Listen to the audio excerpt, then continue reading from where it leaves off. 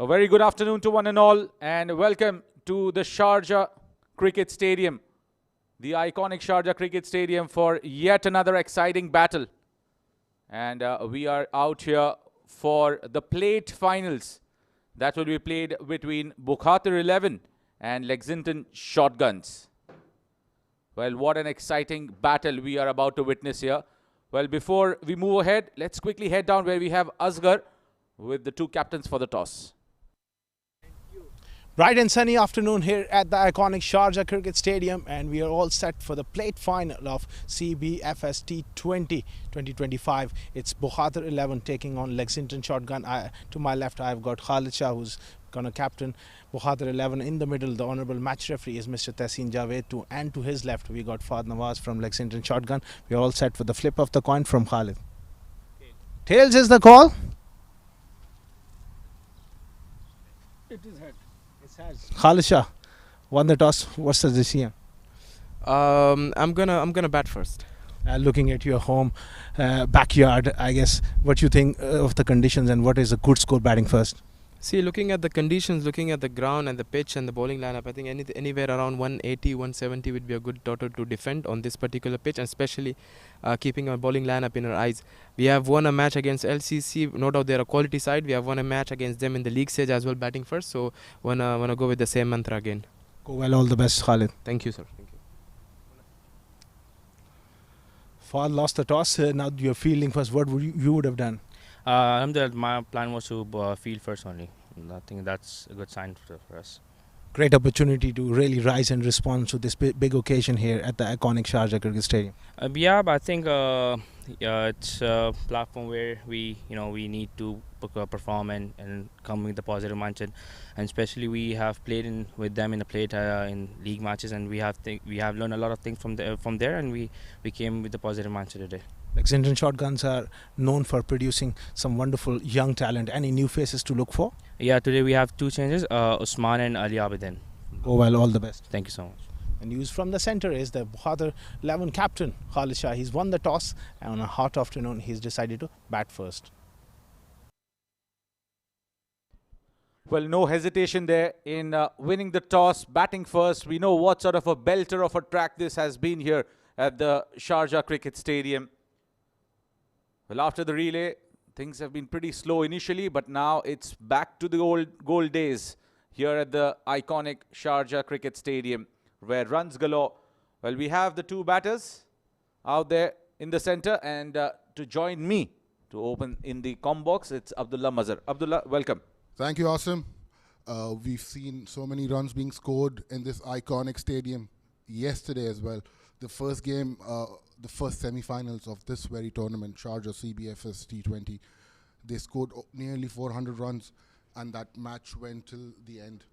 And even the second semi-finals, it was a low-scoring encounter, but even that went till the very end. They chased that down in the last over.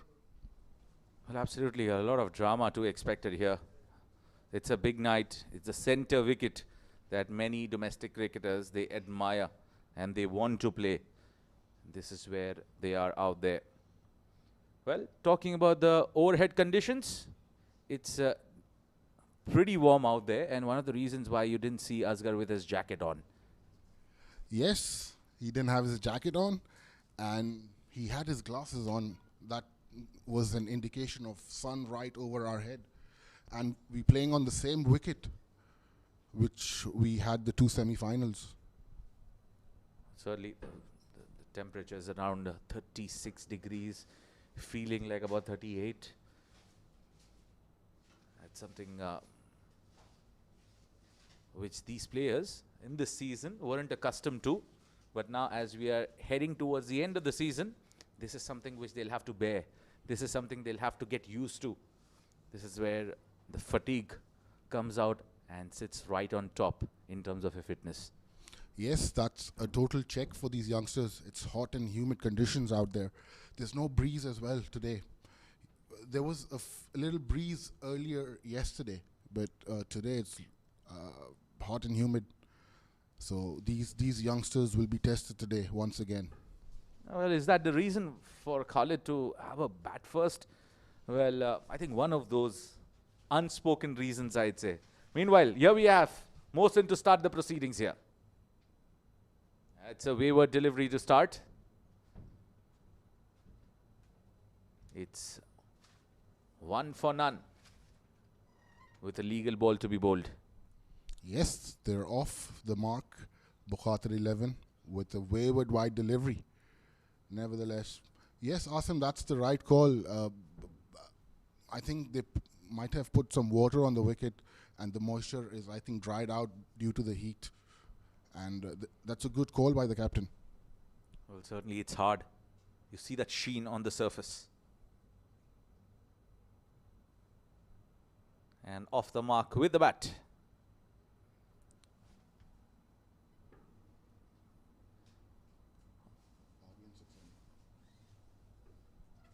Aryan Saxena and Ansh Tandon opening the innings here for Bukhatir 11. Well, it's good to see Bukhatir 11 back in the domestic circuit after a very long time. Yes, it was one of the best teams in the circuit, and yes, a very good balanced team. And these two batters did very well in the D50, which just finished a few days back. Both these batters performed really well, and Ansh Tandon, we've seen him bat very well in top of the order. Yeah, one of those talented, fittest cricketers in the circuit. That's down the leg side. He'll have to re-bowl that.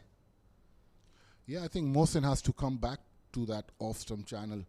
It won't help you bowling those extra deliveries. It's a flat wicket. You need to, minimize on your extra deliveries. Well, certainly that's going to be the key here. Tuned into the plate finals, and means that the league stages didn't go well, but now you are in a situation where you can prove a point. Yes, that's right, Asim. Again, down the leg side. He's just not able to get that line. Maybe coming around the wicket can help in some way. This is what the experts tell you. When it's not going right in one direction, change your angle. Maybe that helps you get the rhythm back, and then you go back to your basics. Yes, that would be a good option, and you have a slip in place, so you need to make the most out of it. And this is a new ball. Try and make use of that shine. It's like waste delivery, just pitching it on the leg stump and drifting it away. Yeah, a lot better. Even though could have been slightly under the channel towards the off stump, and the fourth wicket would have made a difference there.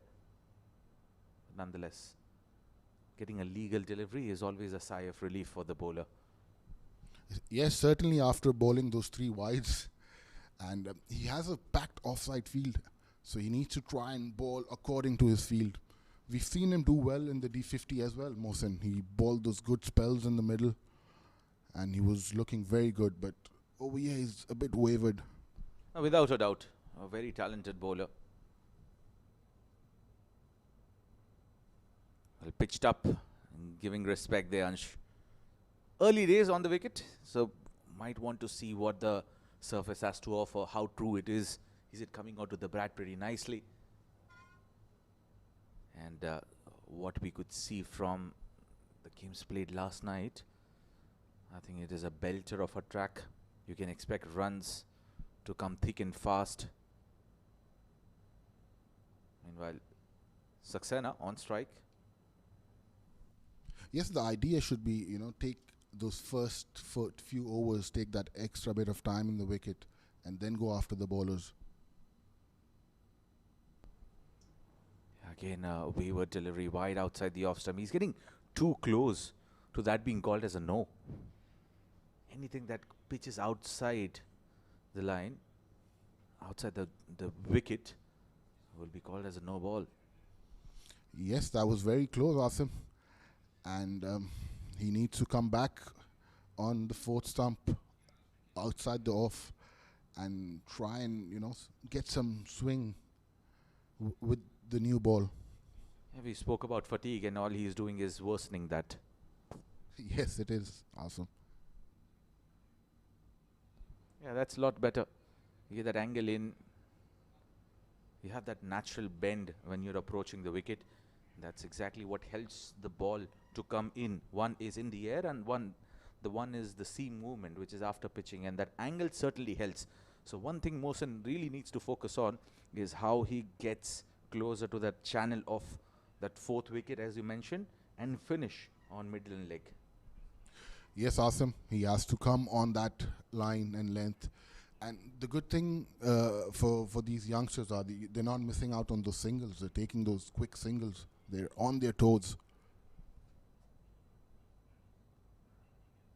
Hard driven, rock solid there, Ansh Tandon. He was waiting for that to be pitched up. He got fed the previous one. He gave respect. This time, no respect, says Ansh. Cracking shot in the gap. No chance for the fielder. Yes, that was a beautiful shot. He saw the delivery pitched up and it was in his arc and he drove it to perfection. Another 4 runs.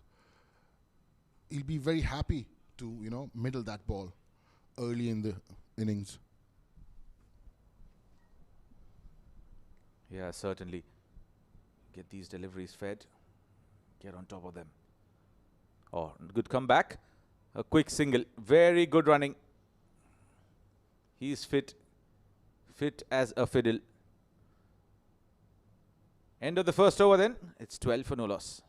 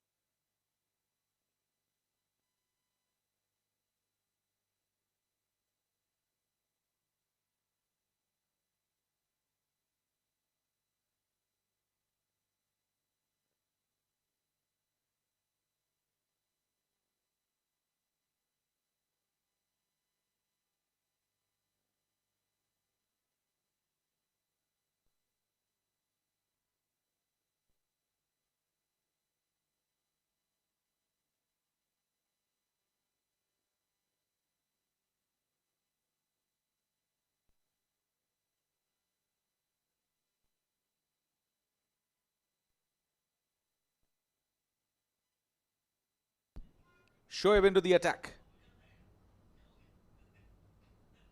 Slightly shorter in length. I think he's got some gloves onto that one. He would find himself way lucky not to give it to the keeper. Happy looking dugout. For one fact is that they are not fielding first in this heat. Oh yes, it's a hot afternoon. I think Ansh Tandon missed out on that opportunity. There was a ball going towards those pads. He could have easily flicked it and there was no fielder patrolling in the fine leg. Yes, there was a deep square leg, but he could have hit it on the fine leg. Certainly, that's where when the ball that's going wayward and you're trying to fidget around with that, there's a high chance of getting a top edge as well. You let the ball go. It was not onto the pads, it was slightly outside. Oh, that's a no ball. A slight appeal came through, but he overstepped that one. Yes, he overstepped here, but I think that was a close call. If there was no ball, so Aryan Saxena will get a free hit very early in his innings. He needs to make the most out of it. Yeah, skipper. He'll be pretty happy to win the toss as well. It's a good, shiny, flat surface. Generally comes to open the innings, but has given Ansh that opportunity to step up, take that role, try to deliver, and he'd be happy to stay one step behind. Yes. Oh, that's taken the outside edge and it flies to the third man. 4 more runs. Threw kitchen sink at that one because it was a free hit on offer. So he had to go for it. Yes, looked a bit rash, but you have all the freedom to go as rash as possible on a free hit. Yes, Asim, well said. And even Shoaib is looking a bit wavered. The first delivery was outside the leg stump, second was a no ball, and third was again wavered outside the off stump this time.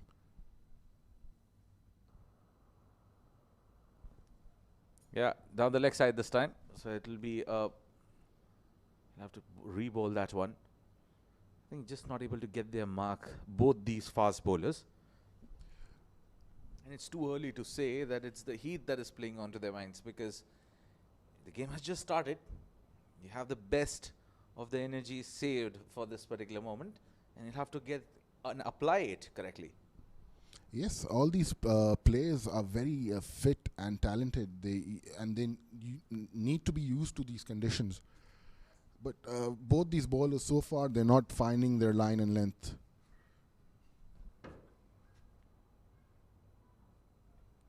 Yeah, again goes wayward. A nothing delivery. Wide outside the off stump. I think without taking risks, they're pretty happy with the start here, Bukhatir 11. Yes, they're going almost at 15 runs and over. And you have 4 more balls left. And Shoaib he's not come back. He's not looked dangerous at all. Nicely worked around the corner. Just a single. I think runs, when they are flowing, when they're being gifted, I'd say, by the opposition, you would not want to take the risk. And if you want to have a berserk start, you're going to go after the bowling. Yes, you can. You have the authority. You anyway were being asked to do that. Absolutely. If you analyze yesterday's inning, ALS scored 104 in 6 overs, and they were not able to chase down the target. So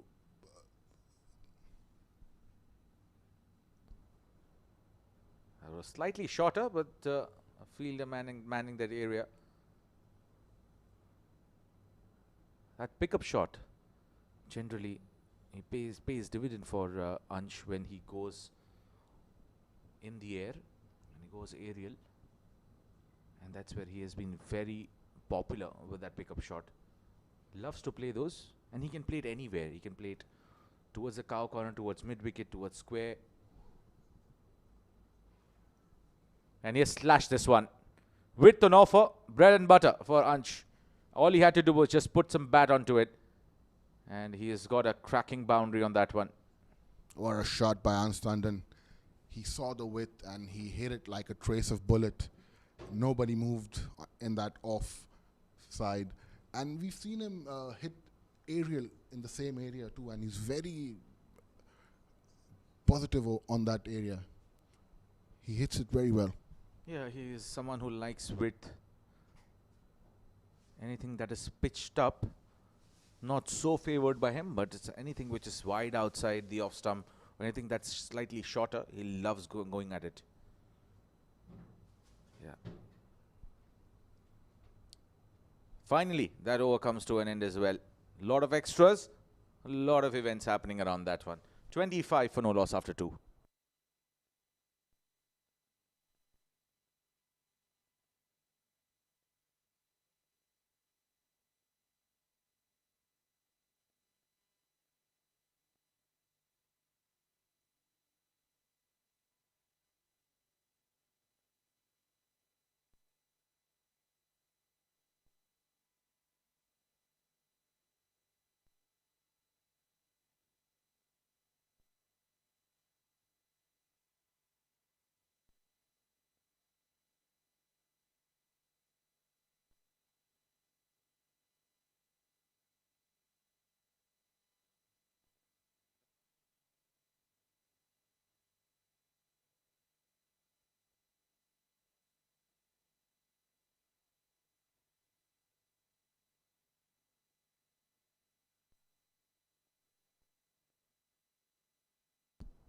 Mohsen has been trusted again and starts off pretty decently. I think what this start gives Bukhhatir batters, these openers, The fact that they can settle in, they can absorb a few deliveries and not just have the pressure of capitalizing onto the power play. Yes, it's the first 2 overs. They didn't try to attack the bowlers, but they got those free runs, and so they have that time to settle in. They're 2 overs in, and they have 25 on the board, which is good.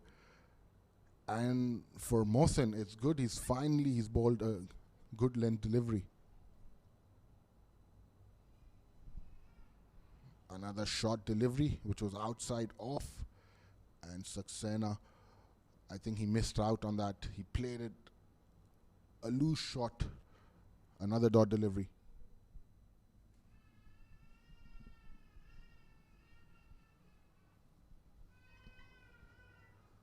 I think it's a very good platform set here, courtesy the opening bowlers of Lexington shotguns.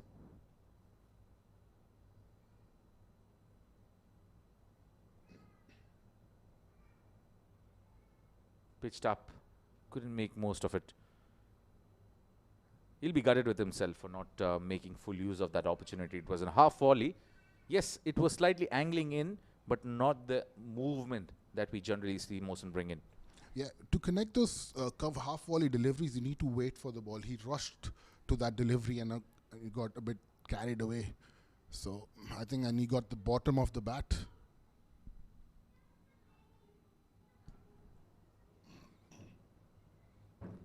Great observation there, Abdullah.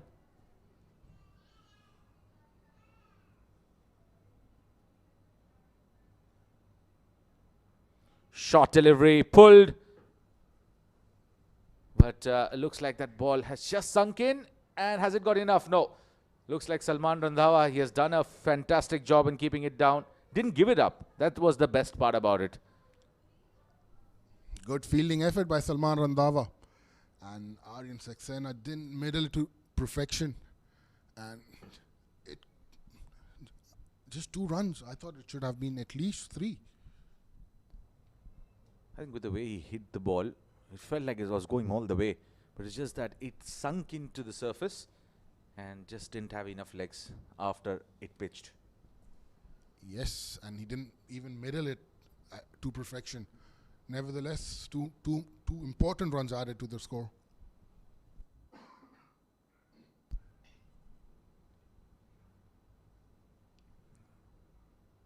Low full toss on that occasion. Attempting a Yorker, not a bad ploy.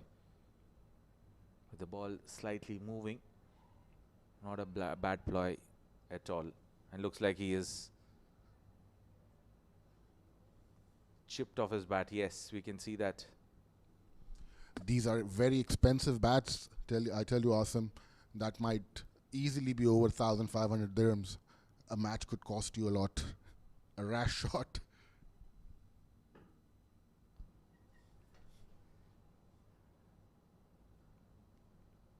Well, possibly, Abdullah. I think playing for UAE would definitely have a sponsor to his name for sure. I'm sure. Back in the days, if anybody would bowl a Yorker to us in the nets, we used to get furious at the bowler.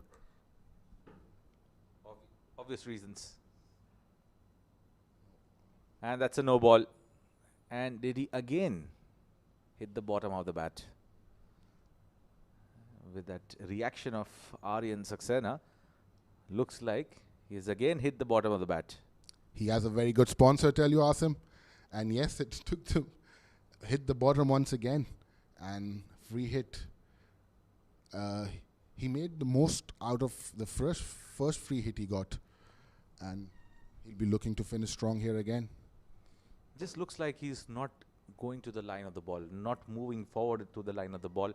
And that's where he's just falling a few inches short in reaching the line, as a result getting the toe end. Yes, awesome.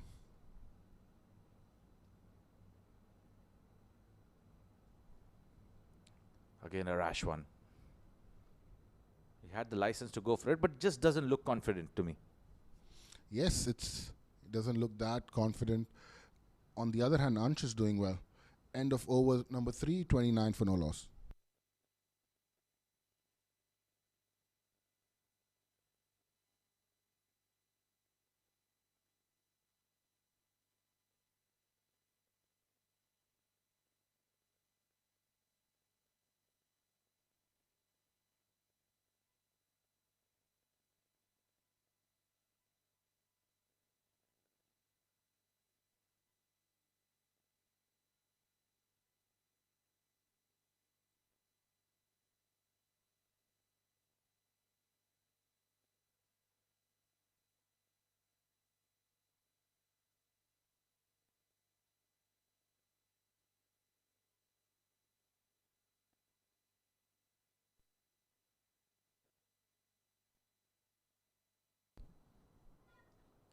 Time for spin. It's Mujahid Amin who has been asked to come in to replace Shoaib. It's 29 for no loss. I think with that expensive start, they'll still take this. Yes, a very expensive start. And we know Mujahid Amin is a very good bowler. And a good delivery to start up with. Yeah, he's a very experienced campaigner, mind you. Someone who's just not going to let it go that easy.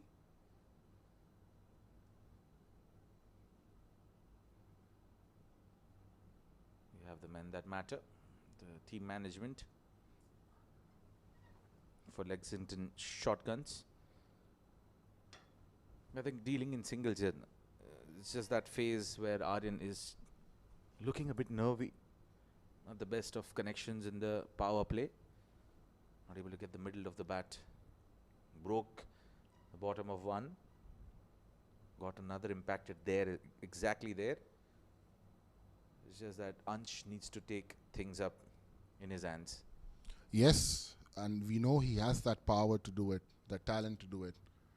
And Aryan, on the other hand, should just try and get Ansh on strike and rotate that strike. If you can't middle it, you're not looking that great to hit the ball outside the park. Try and get Ansh on strike.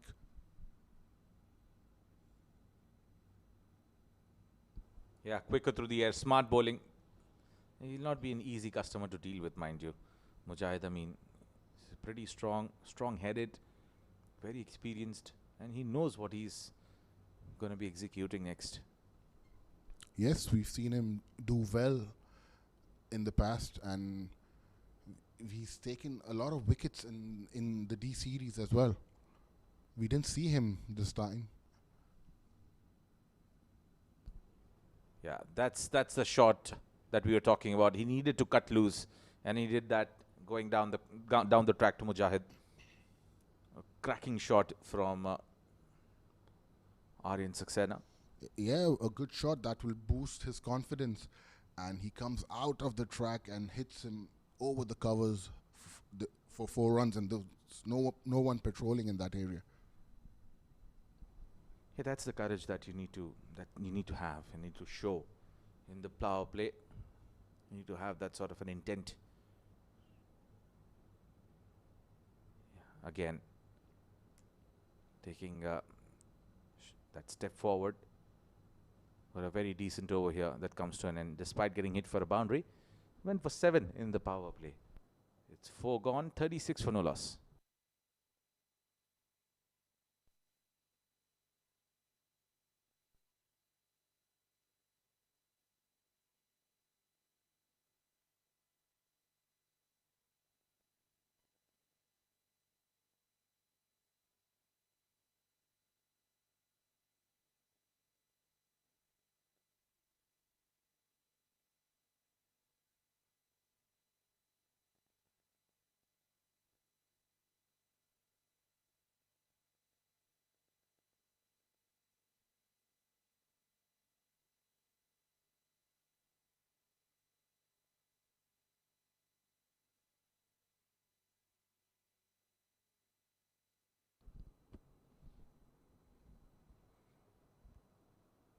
It's Mohsin to continue. He's into his 3rd.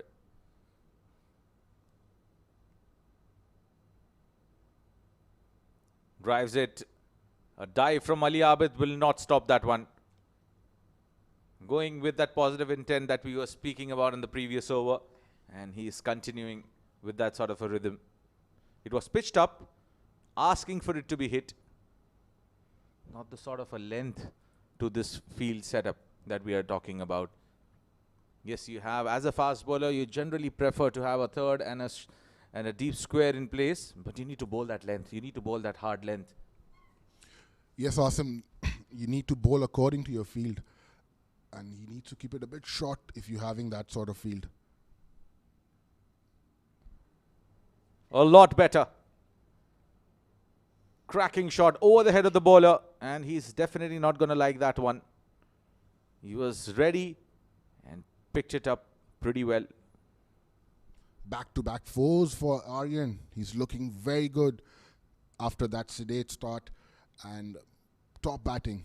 Both those boundaries were hit with a lot of authority. They raced to 44 for no loss. Yeah, back-to-back boundaries here. Mohsin will have to rethink. Or is it too much that they have asked for from Mohsin to come in and bowl his third over on the trot? Yes, it's a hot afternoon.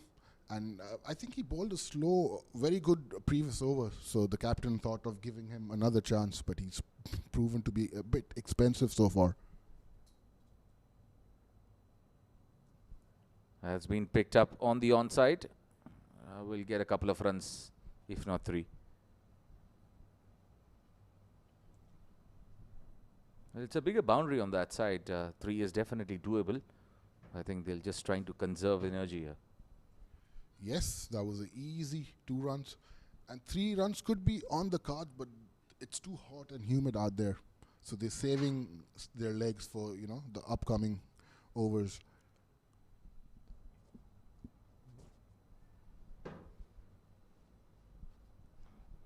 Solid start here for Bukhatir 11.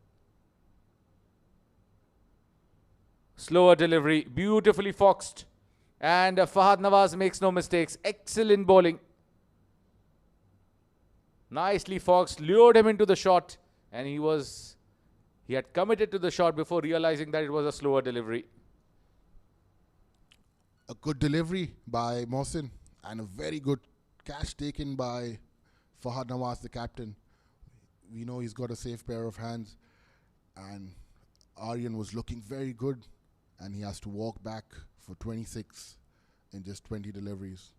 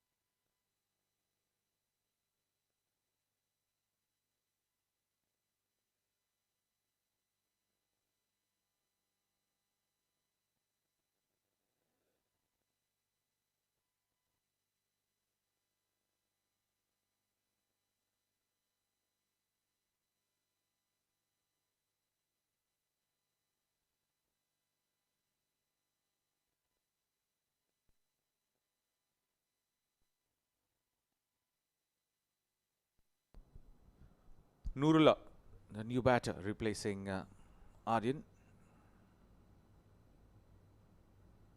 Good delivery. I think they're keeping that lefty-righty combination in place. Otherwise, you're anticipating Khalid Shah to step up and come in next. Not to be so. Yes, that's a good plot. And that was a good pitched up delivery to start up with. The new batsman just try and pitch it up. And I wouldn't be surprised if they put a slip in. I know it's a flat deck, but just to put that added pressure on the new batter. Yeah, really smart move. Could be, could not be.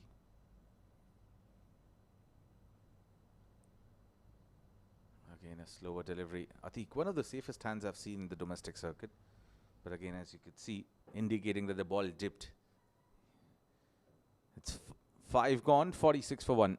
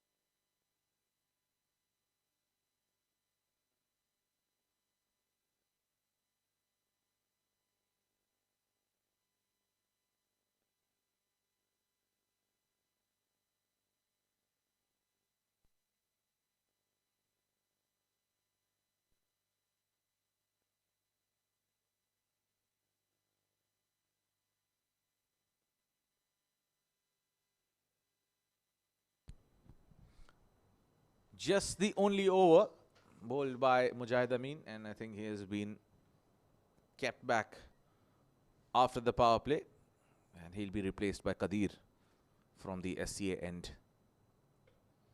A lot of new and young faces, what we can see here. Lexington Shotguns been very determined to develop a bunch of good talents here. So that's up in the air. Never mind. It's gone all the way. What a welcome to this plate finale for Qadir. It was pitched up, and Ansh Tandon didn't think twice about it. Over pitch delivery, and look at that. Held the pose for the paparazzis. What a shot by Ansh Tandon. He's very strong in that area. He just lifted the ball, and that was gone all the way. And Qadir has been welcomed with a huge 6.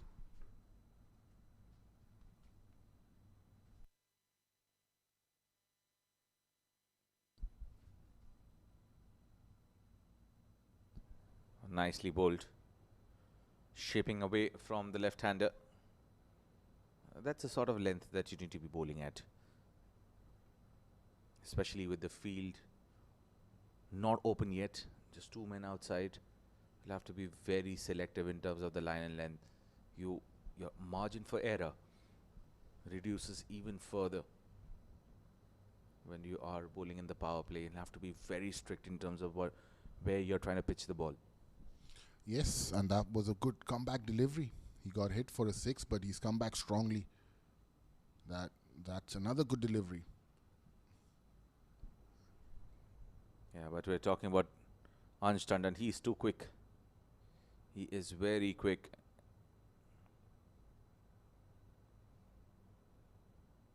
And it looks like he's got hit by that strong throw from Fahad. And it looks like he would have definitely told him, I think you could have left that ball go to that fielder backing up. And that area where the ball hit him definitely pains a lot. Yes, it does. And there was a fielder backing up, but nevertheless, he's a strong lad, and he's up to his mark to bowl his 4th delivery.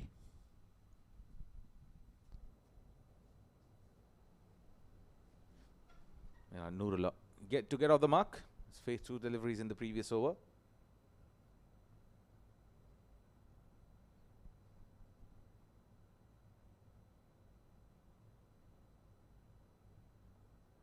Good delivery.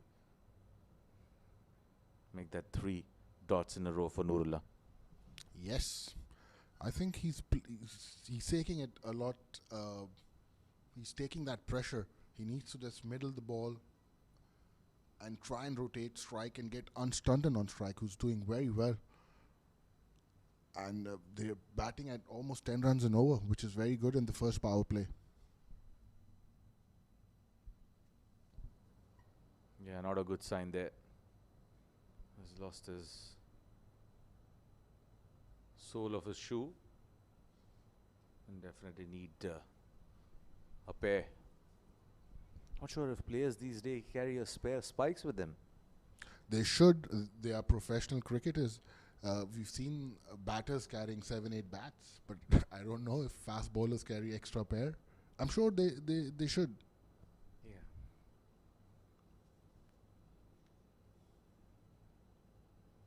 Huge difference in what we think we should versus what we actually do.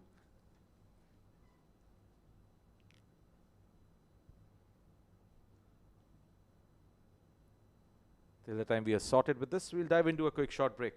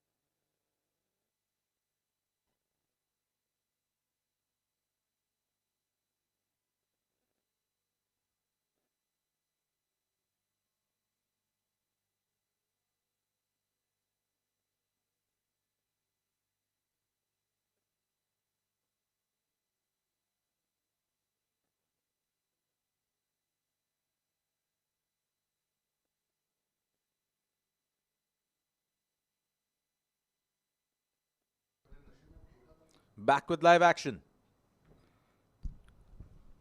That was a quick fix. A good comeback after being hit for a 6. 3 dot balls, a single. Would be pretty much satisfied. Yes, we know he's a very good bowler, and he's come back strongly after getting hit for that 6 by Ansh Tandon.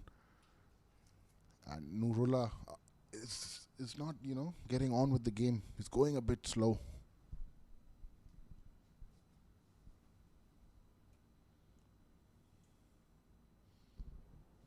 A great effort in the field. Stopped a certain boundary. A brilliant stuff. That would be the end of the power play. What a brilliant comeback from Qadir. 53 for 1 after 6.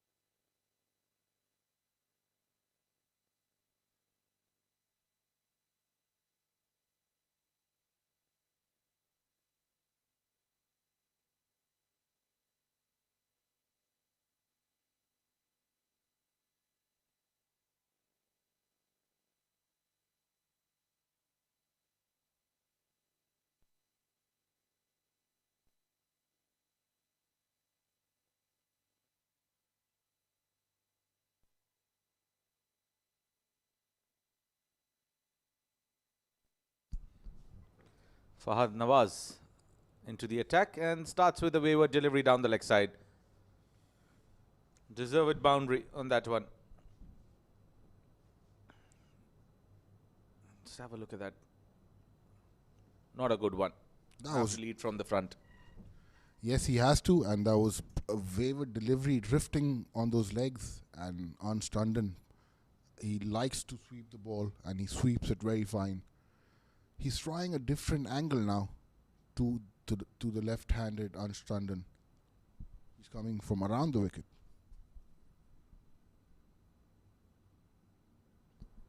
Yeah, a lot better.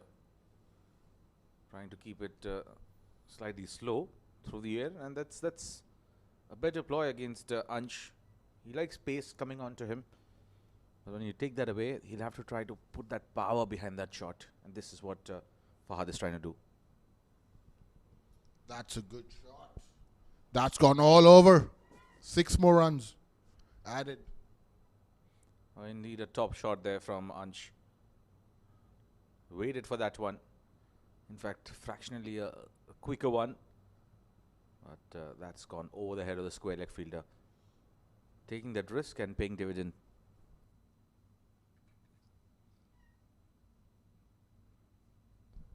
Off the back foot, punches it towards the cover sweeper.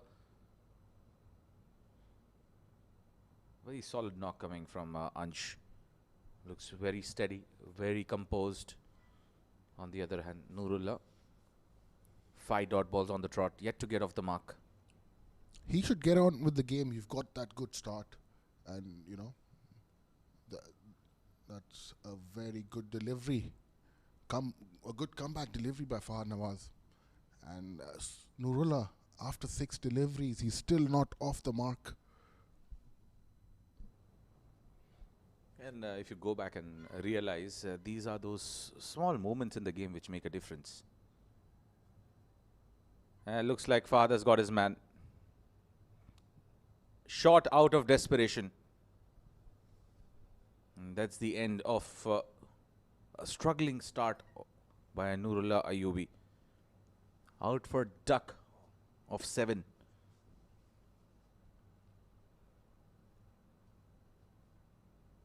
It's 64 for 2 after 7.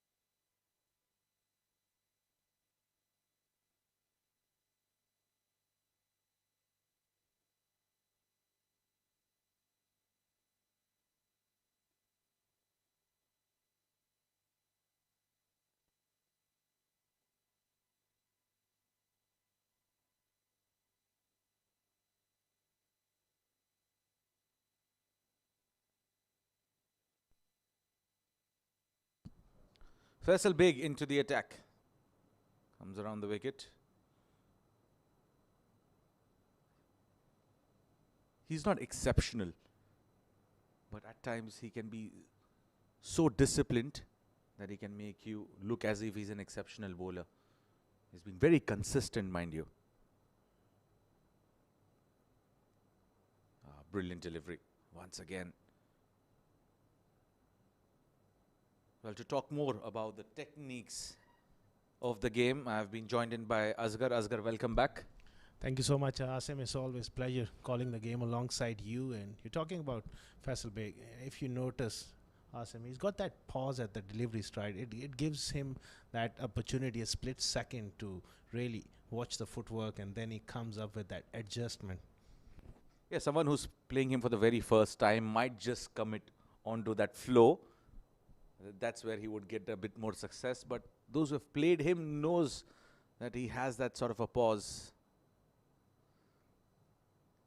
An action quite similar to Arshad Khan of Pakistan. He used to have that sort of a long release, a tall release. Yeah, absolutely.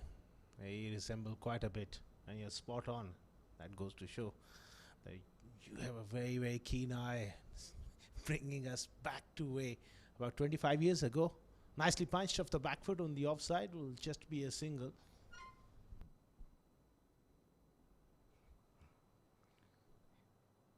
Well, at times you can directly relate it to certain bowlers. Some action.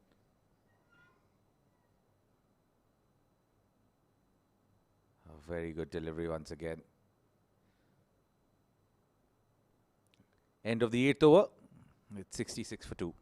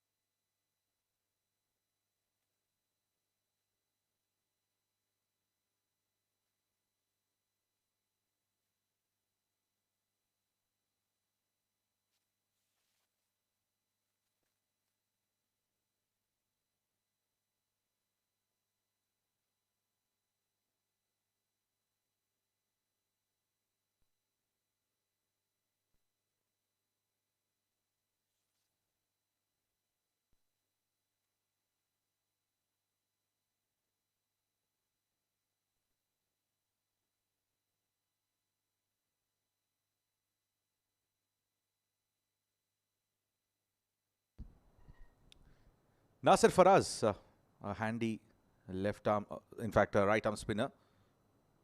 He can contribute a couple of overs for you for sure. And obviously, two left-handers out there in the center. That takes away Mujahid Amin and Fahad Nawaz for a bit of time. Might delay their spell. Yeah, it does make a little bit sense as well.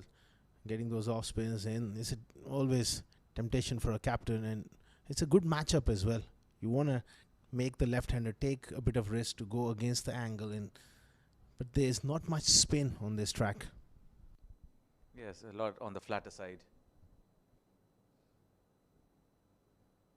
Well, give us your thoughts about this situation right in front of us. You have that shadow on the wicket. Batters batting in the shadow, bowlers releasing from the sunlight. Does that make a difference? It is a distraction, Asim. But sometimes you have to cope up with these little things, and you got to focus on present and that vision. But it is certainly something. If I'm batting, it does bother you at times. As a part of bringing in game awareness, match situations, being a coach yourself, do you train the young kids for such match situations? Well, as far as this shadow is concerned, not really, to be honest, but there are few nets back home in Pakistan, or you find some sort of shadow. There's a tree around at the back end. Well, meanwhile, he's gone long here. He's taken on the off spinner. We will continue our discussion, but that is a wonderful blow on the second tier. Well, certainly, it has landed in the shadow for sure. Look at that. Mighty hit. Anything that's pitched up, it's going to go out of the park. We've seen Khalid Shah open the innings. Khalid Shah at number 4. Well, it doesn't matter. Number doesn't matter to him. All he knows is to go bang, bang. That's the way he plays. Such a talent he is, especially when it comes to aggressive batting. Today coming, well, that can be risky. He's got a tough job to get through here. That's in the center of the row. To make it worse.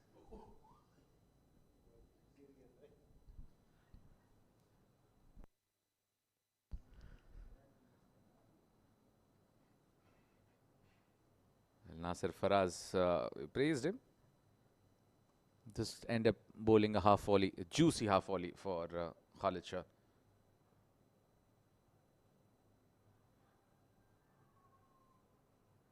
Well, eventful. What has happened there? We'll have to cross-check that. And looks like Khalid is in trouble. He wasn't quite aware where the ball went, and the wicketkeeper was absolutely alive to the situation. At that stage, Asim, he realized he's in trouble. Direct hit. Well, this looks like curtains to me. In fact, he's gone. Yeah, he is. This is excellent presence of mind there from Atikur Rahman. And he had just one stump to aim at from that angle, and that made it even more tough with the gloves on. Well, exceptional work. Absolutely brilliant. And moments like this can really change a game on its head. Khalid will have to depart. Was looking good. Run out 74 for the loss of 2 wickets.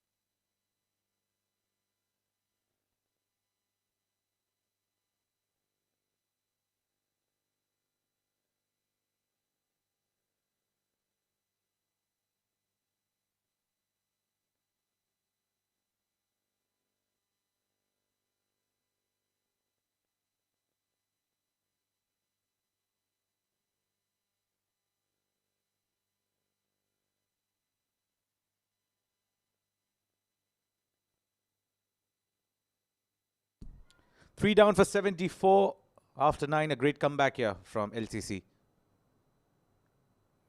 It's Faisal Beg to continue. Very effective. He's not been the go-to option when you look at a lineup on paper, but definitely turns out to be very handy when he rolls his arms over for a couple of overs. Oh, absolutely. And players like him obviously adds a different dimension and the balance of a team as well. Asim, you captain a lot, and it's about finding overs from someone who are not supposed to bowl even in situations like this, and he's done really well for Nawaz. Yeah, certainly. He was trying to bring himself on and try to get that 4-over quota from one end. But then when you saw two left-handers, he held himself back, being a part-timer, brought Faisal Beg on. That gives you that versatility, gives you that option, an added option in the side. Absolutely, and he's one of their main batters as well. When you have those top 4, top 5 batters who can give you that 2 overs quota, even 3 overs, that is very, very handy. Then low down the order, you can add an extra bowler or an extra batter, and that sort of flexibility you want as a captain at times. Yeah, this is excellent bowling here from Faisal Beg. I remember doing really well for one of the teams in D50 that he played for. If I can recall correctly, it was Ajman. That he was a go-to option every time. He was able to give his captain about 8 to 10 overs every game, and that made a huge difference for them. Yeah, I remember that campaign. He had a wonderful campaign with the bat as well, then bowling those useful overs and getting the job done. It's not only about the wickets, it's the pressure created from one end, and the bowlers can benefit always from the other end as well. And certainly with the way he's bowling, you would never be able to say that it is a flat track. It is a belter of a batting track. And it's about reacting to the situation, game awareness, where to bowl, what is going to make it difficult for the batters, not looping it up in the air too much. And that sums it up in terms of the alertness that you have. Very impressive. The length he's bowling, he's not giving any room, he's not giving that extra bit of flight where you can use your feet. Nice punch of the back foot from Ansh. Gives him a single. 77 for 3 after 10.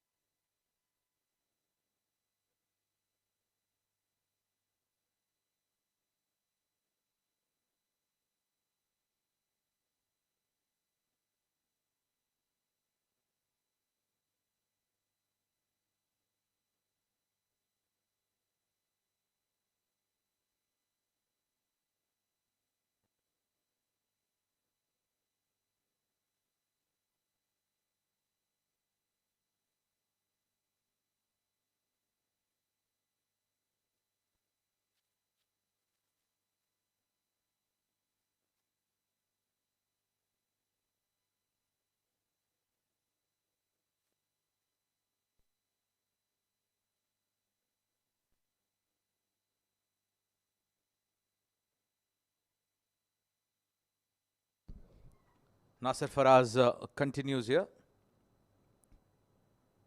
Shorter in length and picked it up pretty nicely. And you got to give it up to Ansh, the way he picked up the length, the pace of the ball so early. He's a very fine young player and he's improved his batting to a great extent in the last 6 months, picking length early, and then he has the confidence to clear. There were two-man station, square leg and mid-wicket, easily dispatched into the stands for 6. Certainly a top shot there. Rocking onto the back foot. He was picking the length up pretty nicely. And I think he's been a part of the UAE side, in and out, in and out. But the kind of effort that goes in terms of staying around in the camp, practicing regularly, playing top quality bowlers, I think that makes a huge difference. Oh, absolutely. He's a real athlete as well.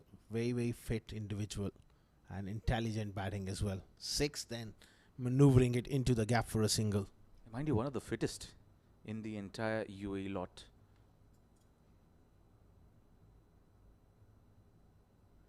Believes in ensuring that he keeps fitness as his priority. The form, everything would follow as long as you have that workload management in place in terms of how your body would react to certain tougher situations. Oh, absolutely. That is the first priority. You cannot lose at the highest level if you're not supremely fit, and he does train pretty hard.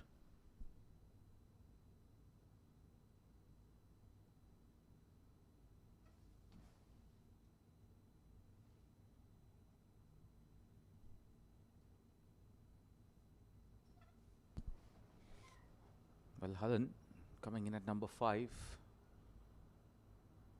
He's been one of those trusted resources of Bukhatir 11 since a very long time. A good appeal, but not good enough for the umpire. That's off the pads signaled. Yeah, that angle is creating round the wicket, pushing it into the left-hander. May have just brushed the pads on the way through.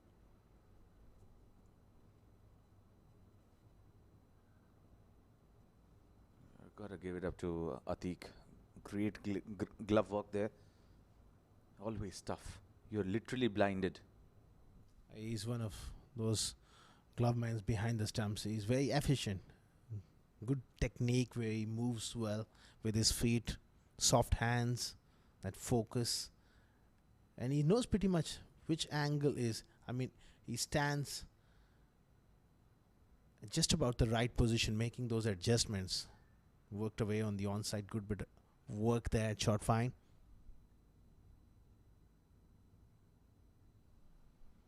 $11 overs done, 87 for 3.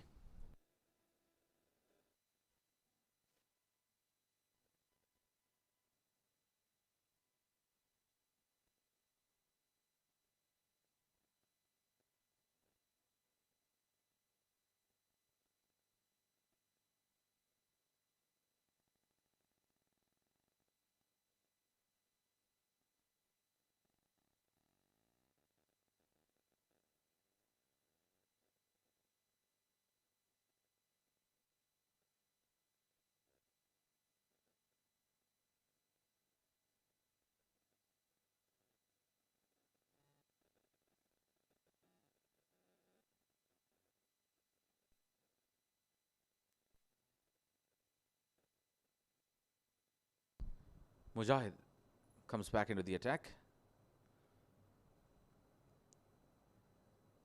I think the way the spinners have operated here for Lexington shotguns, I think it's tremendous. They've been trusted on a wicket that doesn't have a lot to offer for the bowlers. They've done a fantastic job in restricting the opposition here, despite having a decent start. You make a great point here, Asim. Definitely, I had a close look at this pitch and it gave me that feeling of old. Yesterday, in the first semi-final, 400 runs scored. Was a high scoring affair, and today I expect the same. So Lexington shotgun, they have done brilliantly so far to keep the lid on. It's certainly for me a 200 pitch. I think it's about knowing the fact how many power hitters does both these sides have. In fact, Bukhatir, they're batting first. Purely depends what they have to offer. Loud appeal given out. That struck right in front. A poor shot selection there from Hullen. Playing across the line to a delivery which goes straight on. Not much spin. And that's out. Error in judgment. When it's not spinning a long way, you can always use your feet and look to hit down the ground. Much safer option. He looked to play that arm ball, in my opinion, and just ball slightly straightening up a bit and holding its line. As a result, umpire deciding, yes, you're gone. And with the naked eye, obviously, was looking to crashing onto the stumps. Number 4 down here for Bukhhatir. It's 89 for 4.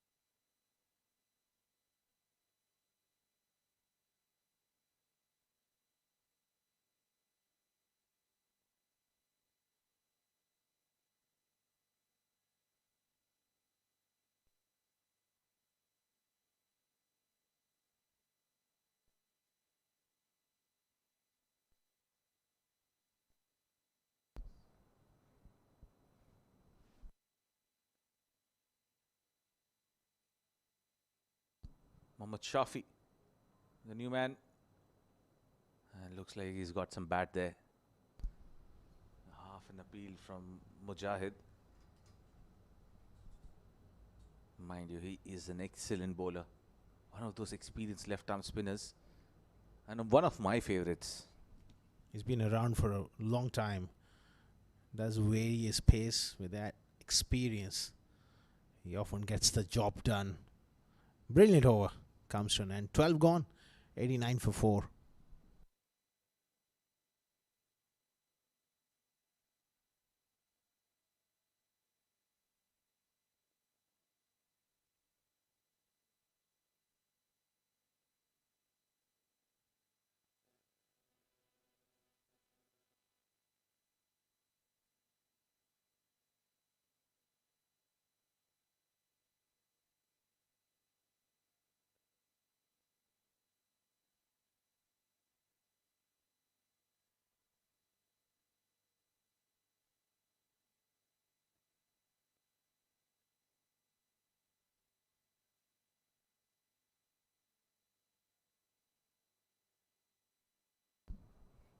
Faisal Beg to continue. Just gone for 5. Make that 6 in his 13 legal deliveries that he has bowled. Very impressive. And just as been speaking about what sort of batters he's bowling to, every over that he has come into bowl, he has got a different pair. He's very, very experienced and he keeps it very simple. A simple action where he watches the batters closely. There you go. Shafi was camping on the back foot. He deliberately bowled a bit fuller. I think that's the advantage that he gets with that small pause. The fraction of a second helps him. How further or how far do I need to push the ball? Yeah, but as a batter, you also need to be proactive enough and counter him. You just can't let him bowl all day with that sort of economy in a T20 game. Little fumble, they sneak through for a single. Yeah, we call it counter attack. Bowler is attacking, you counter attack and try to get the better of. And in short, that's a positive brand of cricket that we are talking about here in the com box. You can see that from the other end. Ansh topping the scorecard there, 43 of 31, but he's losing out on his partners. Looking to play that off the back foot, this time inside half of the bat.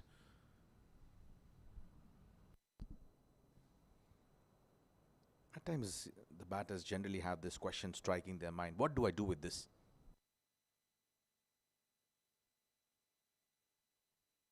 Nicely punched off the back foot. And just a single on that one.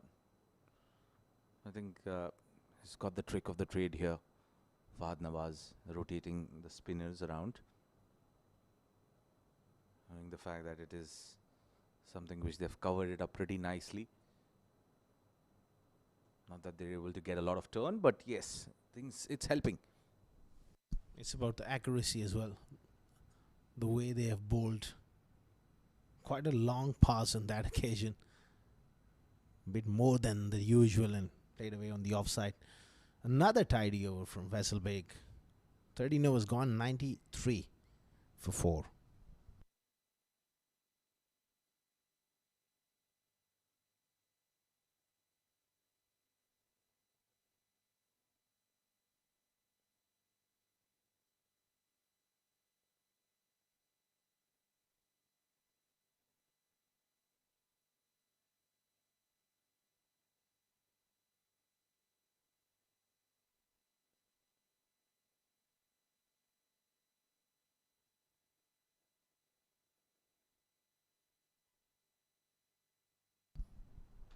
$93 for 4 after 13 overs.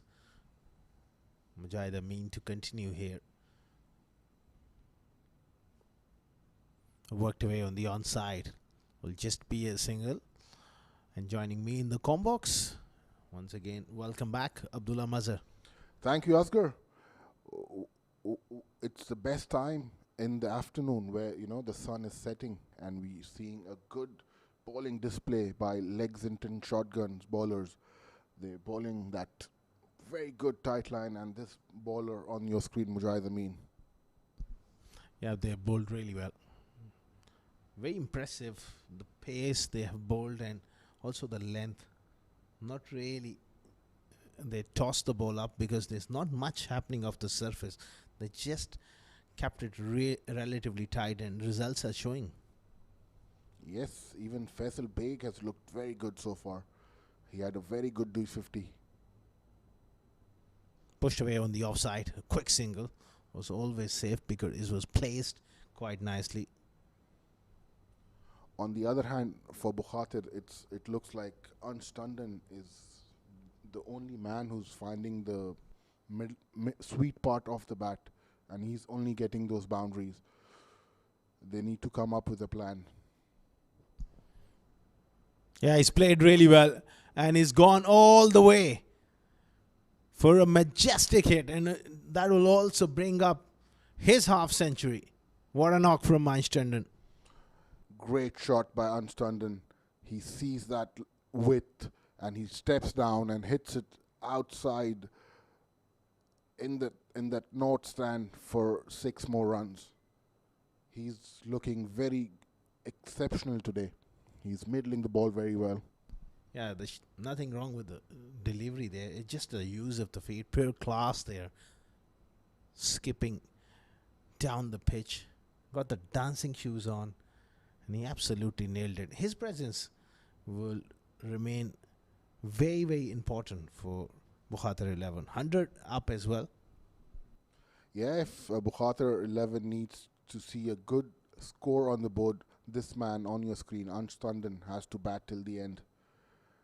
And so far he's done a very good job. A very skillful batter. He goes for a slog sweep. This is in the air. And lapse of concentration after getting to his half century. Mujahid Amin strikes. That's the end of Einstundon for 51. That was the long boundary we spoke about. And Unstundon gives an easy catch to Salman Randhawa, making no mistake at square leg. He's walking back after a very good 51 of 37 deliveries. He was the only batter who was doing good. After 13.5, 102 for 5.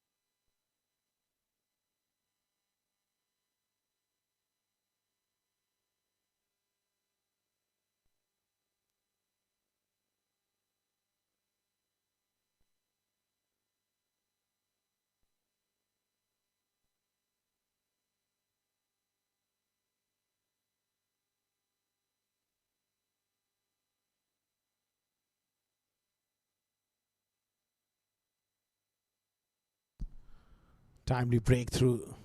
Experienced Mujahid Amin striking in his third over. And Bukhhatir 11. Just when they were looking to accelerate, lost Einstundon. 103 for 5 after 14.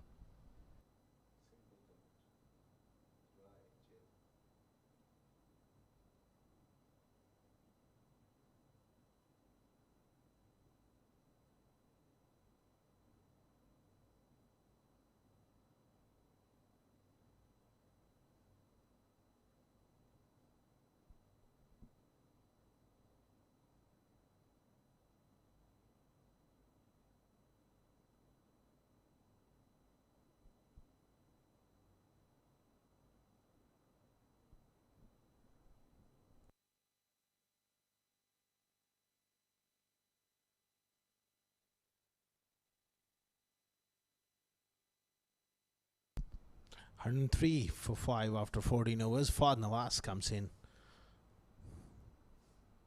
Left arm orthodox spinner. Not a big turner of the ball. Much underrated. He gets the job done more often than not.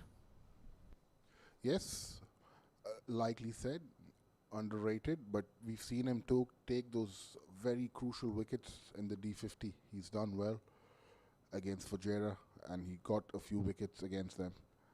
And he's coming back after that first expensive over. He went for 11 runs.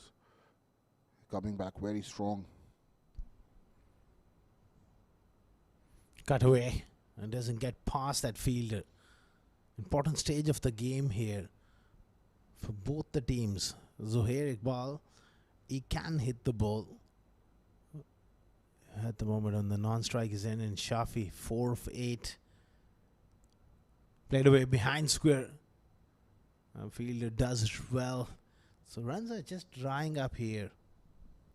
Yes, that was an opportunity for Shafi, but he missed that.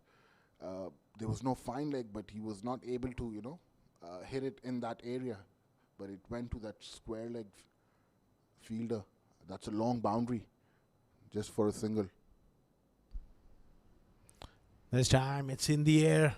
Heaved away just short of that fielder. Another single. After this, still 5 overs remaining. And even if they score around 10 runs per over, they will not be able to go beyond 160. That's wonderful bowling again, not giving room. And on this pitch, will 160 be enough? I don't think so. Team Bukhatir, they have to bat out of their skin in this last 5 overs and put a good score on the board to even try and trouble these Lexington shotguns batting lineup. They will have to take a few early wickets. Again, just over short mid-wicket's head. There's a long on placed quite wide, exactly for that purpose, because he does like to fetch them from off stump. 15 overs gone, 108 for 5.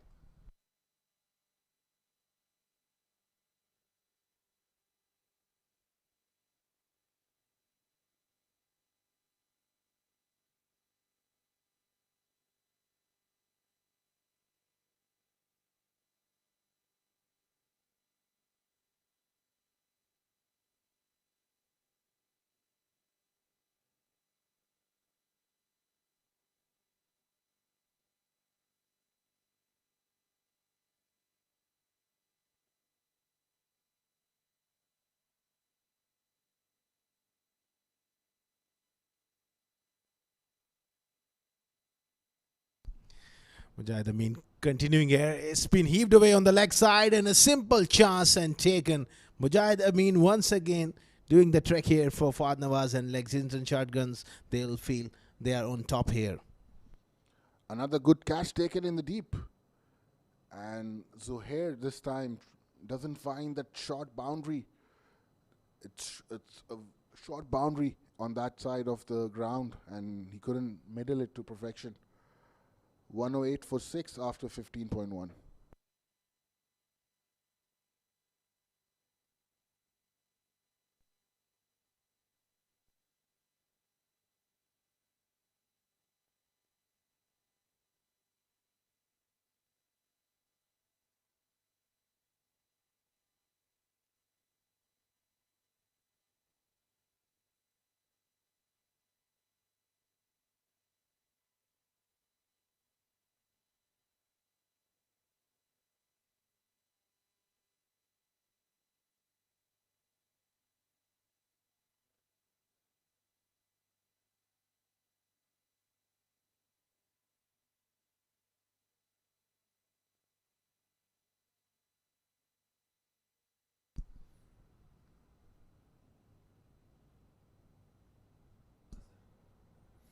$108 for 6.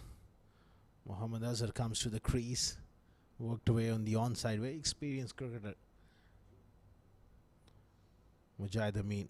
What a wonderful stuff from him, Abdullah.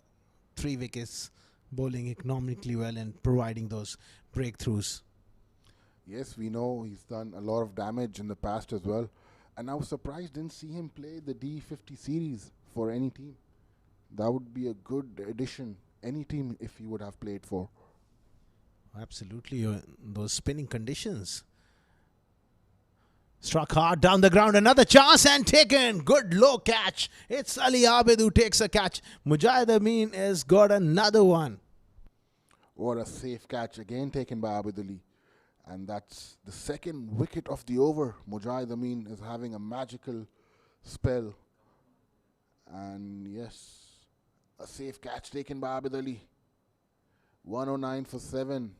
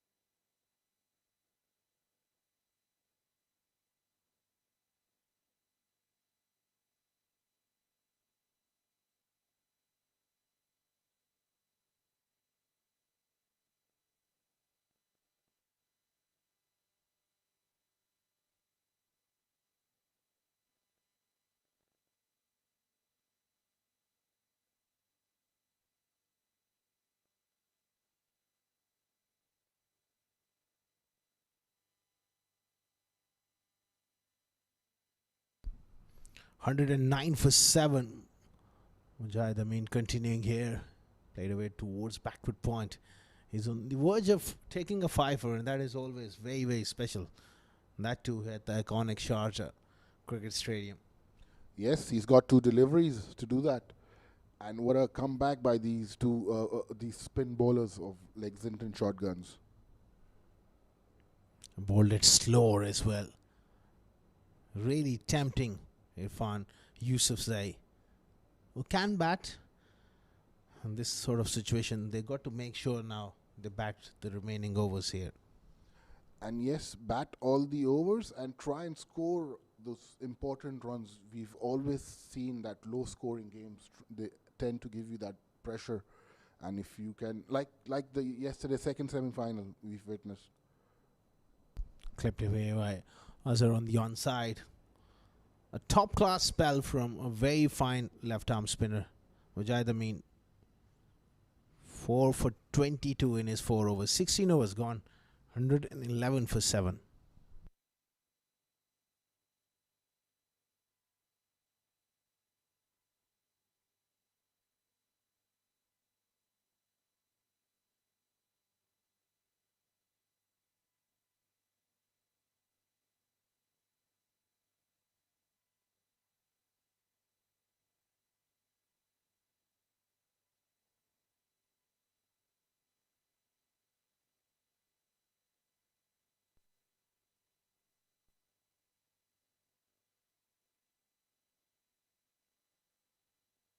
(111 for 7 after 16 overs.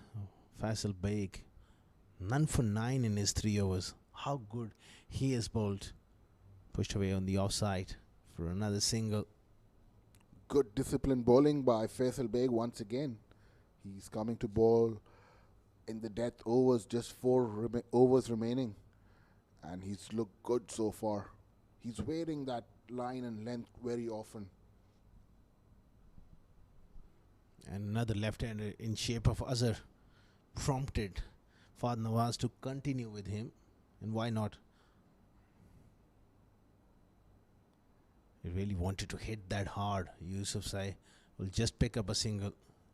The boundaries are completely dried up here, Abdullah. Yes, and Irfan wanted to, break that trend and try and get a boundary, but Faisal is bowling those loop deliveries very well outside the off stump. Again, bowling to his field. Long boundary to that part of the ground, making sure that he makes the batters hit square of the wicket. Yes, good running by these 2 batters. They're fresh in the crease. They need to take those doubles and try and get those odd boundaries, at least 1 and over, to, put at least 150, 160 on the board. To get to 150, they're going to have to play really well from here onwards. 21 more legitimate deliveries remaining in the innings. Another 35 runs will get them to that 150 mark. I'm not sure it will be enough, but still you want to give something to the bowlers to bowl at, and especially if you can pick a few early wickets, then can open up the game. Yes, we saw those 2 early wickets in the second semi-final, and Z-Game strikers were in a bit of bother where Lovepreet Singh batted his heart out, and he played a good knock.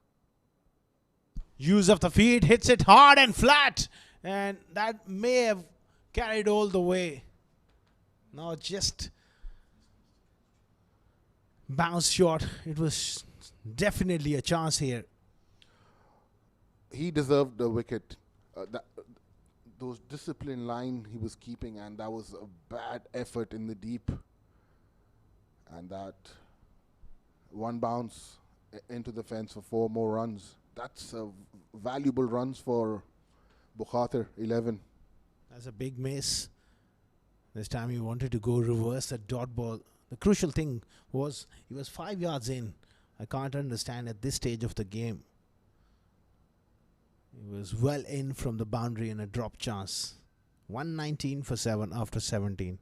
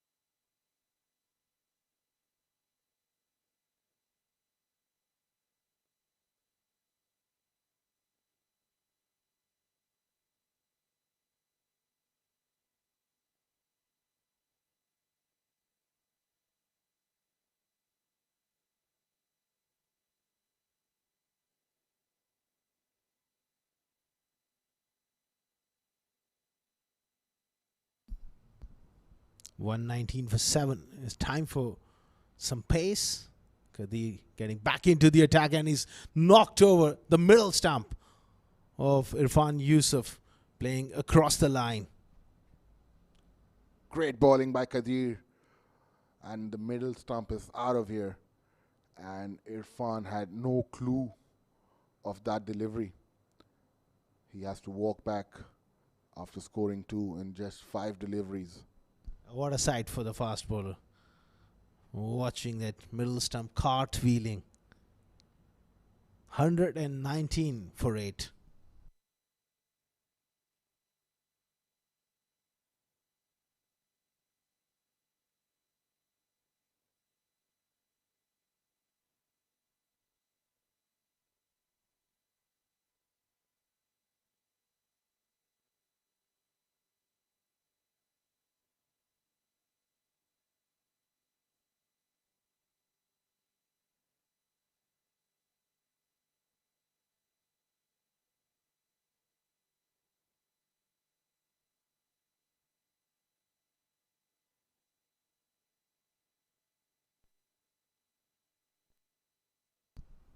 Muhammad Abu Bakr strides out to the middle. 119 for 8, facing Qadir. Wrapped on the pads, and may have just gone down the leg side. Immediate shake of the head from the umpire. Yes, that was missing leg, and rightly called by the umpire. A leg by given.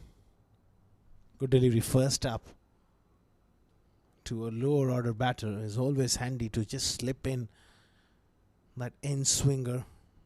He has got the experience.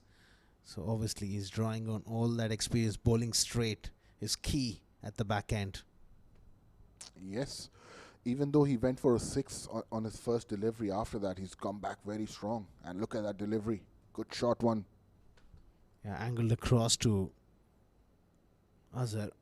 Was in two minds whether to have a go at that one. Eventually he just leaves that one. They find themselves in deep hole here. 120 for 8. The start was good. To win a T20 game, you need to finish strong. That's the main thing. And Bukhatir 11, they've failed to, finish well. Steered away towards third man. Yeah. It's a game of momentum, and sometimes you do feel that going into innings break, you want to carry that momentum. Yes, the momentum was in their favor in the first 5 odd overs. And after that, that's the beauty of the game, what a wicket can do. Down the leg side, excellent take by the wicketkeeper. He's done a brilliant job behind the stumps. Very sound. A wide should help. Yes, very good wicket keeping. If you remember the run out which got the dismissal of Khalid Shah, he had just one stump to aim at and he was spot on. Good glove work by Atiq behind the stump, sorry. That was a brilliant run out. Struck in the air. Not quite timed. Those moments like those can really change a game, and it did. Khalid Shah, we all know the previous delivery before that dismissal, he hit a wonderful shot over mid-on into the stands. So fielding and quality in the field does matter. Yes, that 6 was hit in the stands, and that was a long one. But nevertheless, he was out with that run out.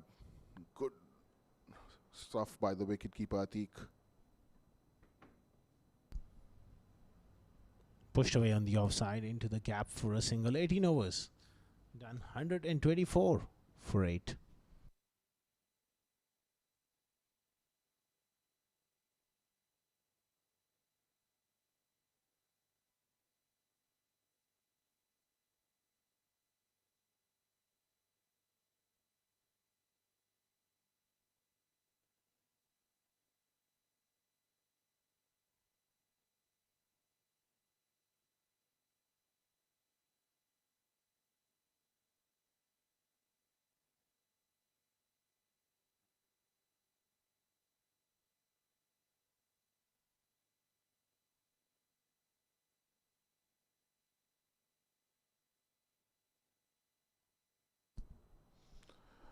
We're in the last 2 overs of the first innings, and Mohsin has been back to the attack. That's his 4th over, last over of his quota. That's hit over point and won't carry till the fielder, and a run added. Azhar has looked good. He's trying to bat till the end, which is good intent. And yes, he's playing it aerial, but that's the way he plays. Yeah, they got to make sure that they bat the remaining overs, and you never quite know until both teams bowl on a surface, and especially they got a good bowling attack like Zuhair Iqbal, Abu Bakr with the new ball. Few wickets can change and can cause a bit of a panic, but having said that, this pitch looks a belter to me. Yorker, base of off stump. He's knocked him over. That's his 2nd wicket in his last over. And that was a perfect Yorker. Perfect dead over bowling. Look at that. And he damages the off stump. Abu Bakr had no clue what happened. And he has to walk back after scoring just 1 run in 4 deliveries. 125 for 9.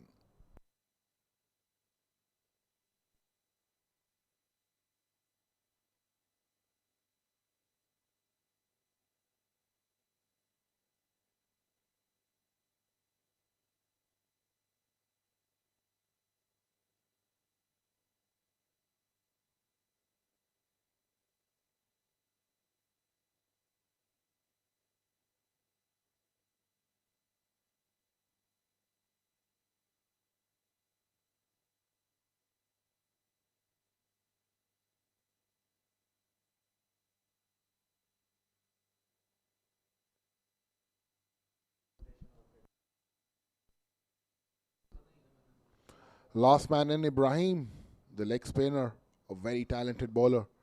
He'll be facing Mohsin and carefully played towards the long on. Another run added to the tally, 126 for 9. 126 for 9 is a sorry looking scorecard after winning the toss and batting first on what looked like a great wicket to bat on. I think the batting is not up to the mark, and especially if you get a start and you got to make it count. And Einstein played really well, just lost concentration, and that run out of Khalid also played a huge part. 9 down for 126. Mohsin, a quick delivery into the surface, hurried Azhar.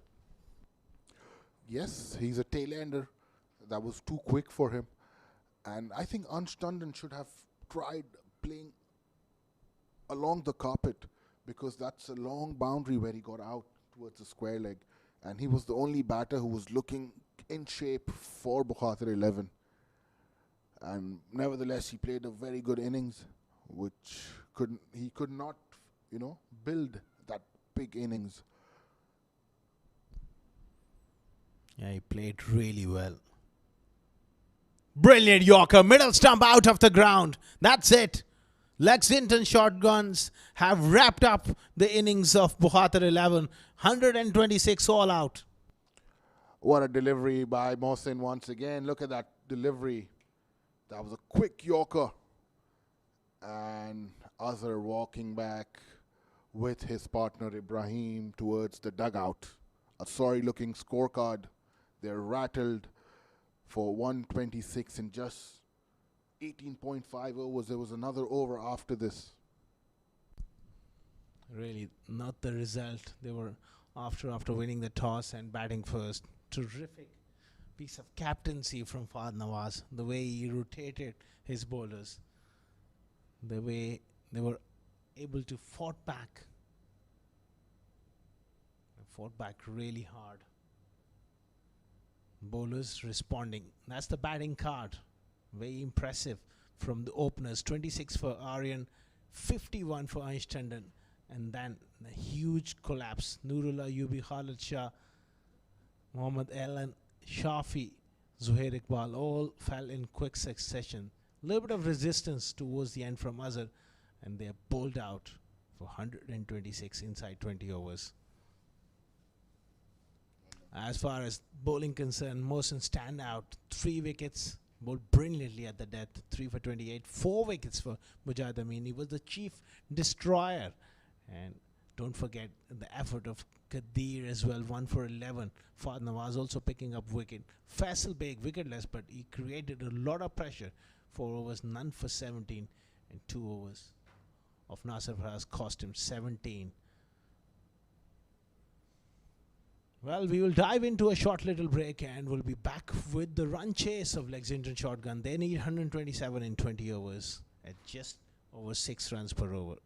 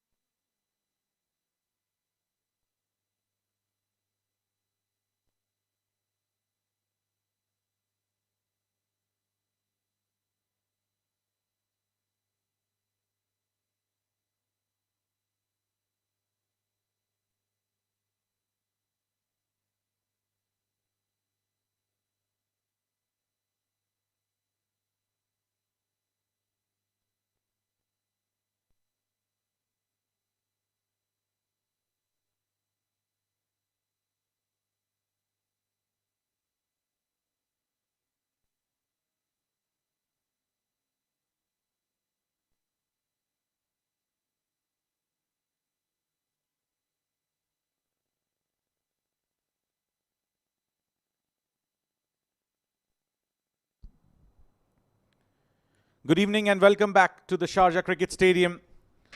We are here for the plate finals played between Lexington Shotguns and Bukhatir 11. Bukhatir 11 won the toss, elected to bat first, and they have put on just 126.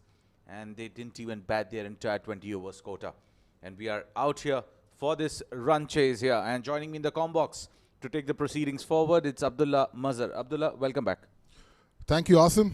We were expecting a big score from Bukhatir, but after that first 5-6 good overs from them, they've looked, they've not batted with intent after that, and they've just put 126 on the board. Al Usman starts off in a fine fashion, not getting the best of the connections there, but he's definitely up and running here. Off the mark, 2 for no loss. Yes, that was a pitched up delivery, and we all know Usman likes to go for that aggressive shots in the first power play, and we've seen him in the D50. He was severe on those short deliveries. Whoever pitched him shot, and he was on the task. He middled those short deliveries very well towards the square leg mid-wicket region.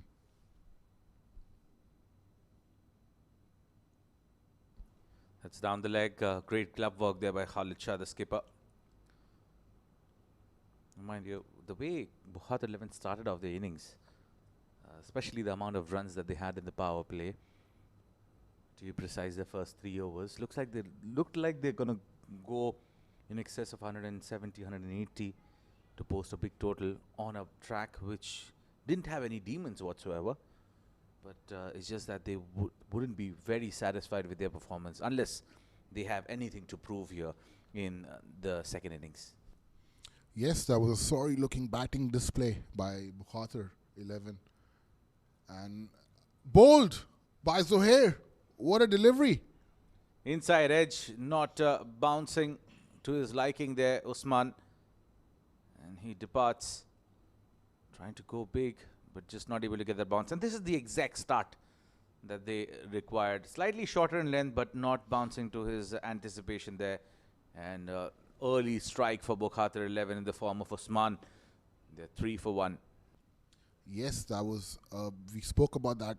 He was severe on that short delivery, but this particular ball didn't carry. It stayed low. And it's 3 for 1.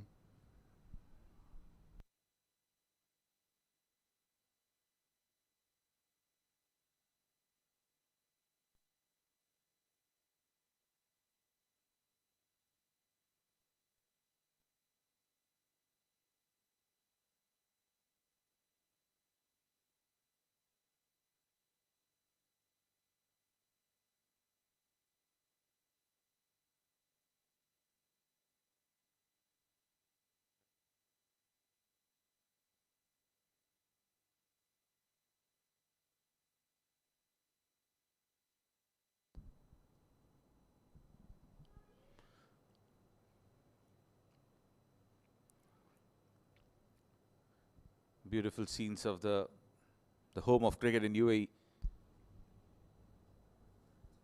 Sharjah Cricket Stadium, the aerial view, the bird eye view is what we call it, and the drone eye view in the modern days. Well, here we have Ali Abid, the new man replacing Usman. Oh, that was a quick delivery, too late onto that shot. Late reactions from Ali Abid. Zohair has that quick full delivery, which has been very effective over the years. And he has a knack of swinging the ball both ways. Gets the ball in, moves away as well. That's been one of those tricks that he has up his sleeve. Yes, adding on, he likes, and he's been very successful with the new ball. He's taken a lot of wickets, and we've seen he's taking the first wicket of Usman with that delivery. Well, we have said that this is the same track that played last night, and we've seen a lot of runs.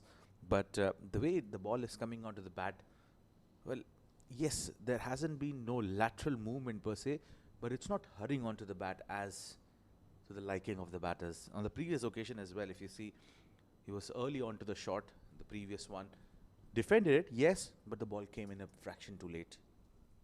Yes, it's a dodgy wicket. This try and play a bit late. Well played by Abid. That's in the gap.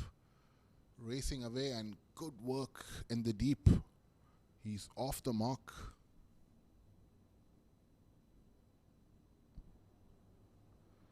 Well, his presence will be key. Mind you, these low totals, the 120s, 130s, mid-30s, they always turn out to be tricky. But on a surface like this, which has a good history of runs being scored,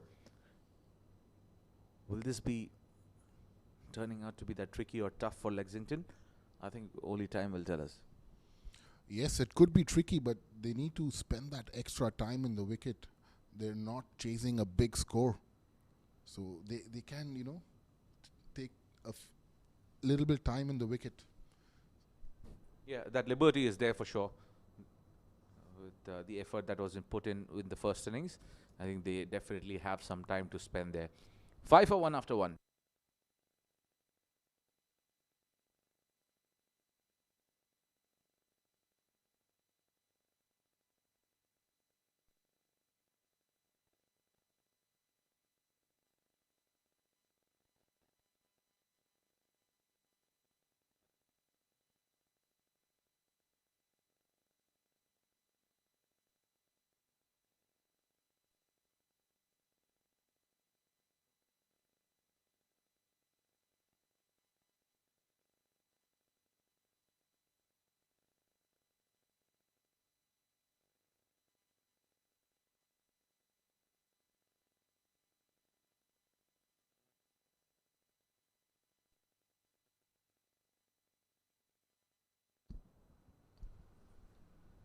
Abu Bakr into the attack. Oh, good delivery. Late movement. Enticing Ali, in fact, Fahad Nawaz onto that shot. And mind you, he's very strong towards the covers. The extra cover, lofted drive, something that he fancies himself playing. And he's been very successful over the years, and that's what has defined him as a batter of this class. And he's developed that over the years. Yes, a good talent, and he middles the ball very well, especially those pitched up deliveries.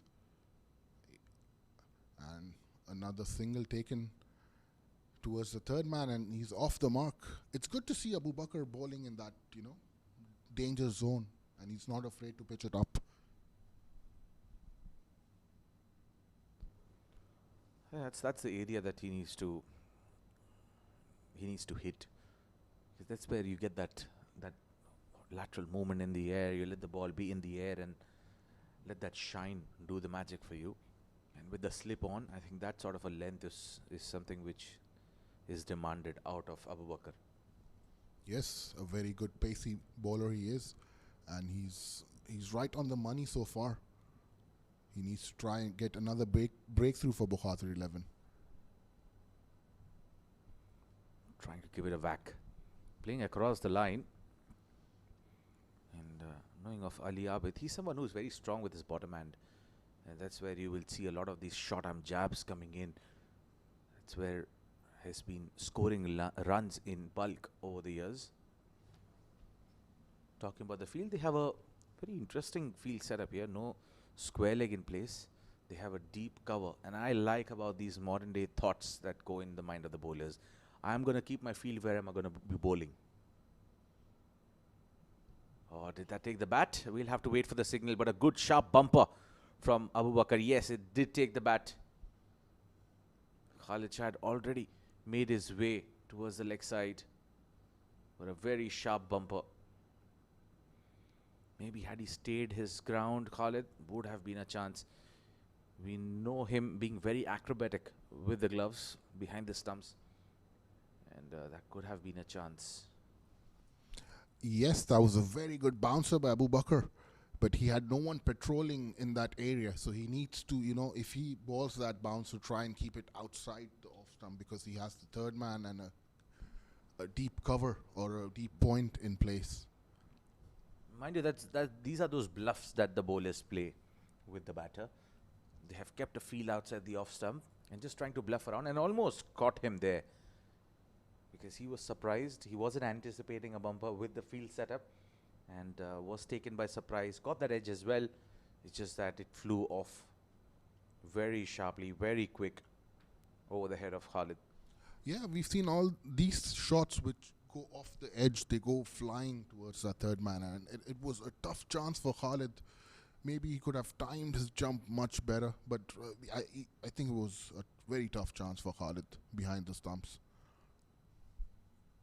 Especially when you have the momentum going towards the leg side, it was very difficult to go on the opposite direction because your body is already falling onto the leg side, and can't really blame him. But had that been taken, it would have been one of the best catches here at this venue. And an ideal start for Bukhatir 11 with 2 wickets down in the first 2 overs. But nevertheless, Abid Ali survives.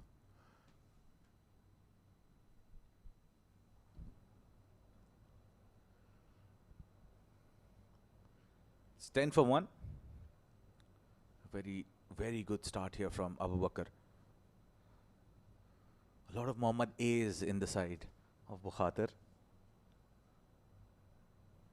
Again, that short arm jab towards mid-wicket. This is what we were talking about, his strength. And this comes out because of the true bounce on the surface. He likes playing cross-batted, uses the bottom hand to its perfection and gets a boundary. Yes, a very good, effective shot. It was not eye-pleasing, but it was a very effective shot. And we've seen him over the years use those shots, and he has scored a lot of runs in that area and in that style of batting.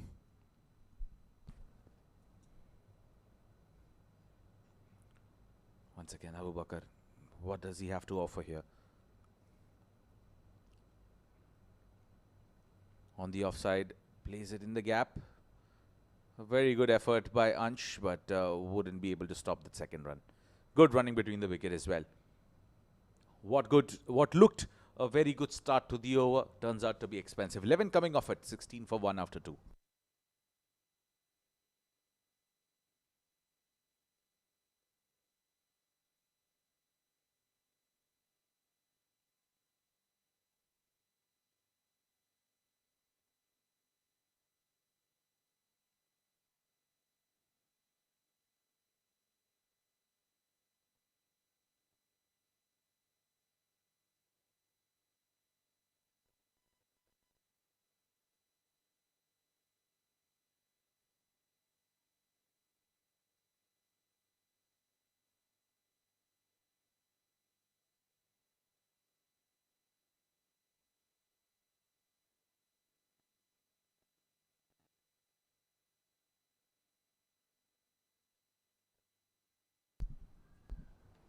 Zohair continues, no surprises there. Mix up.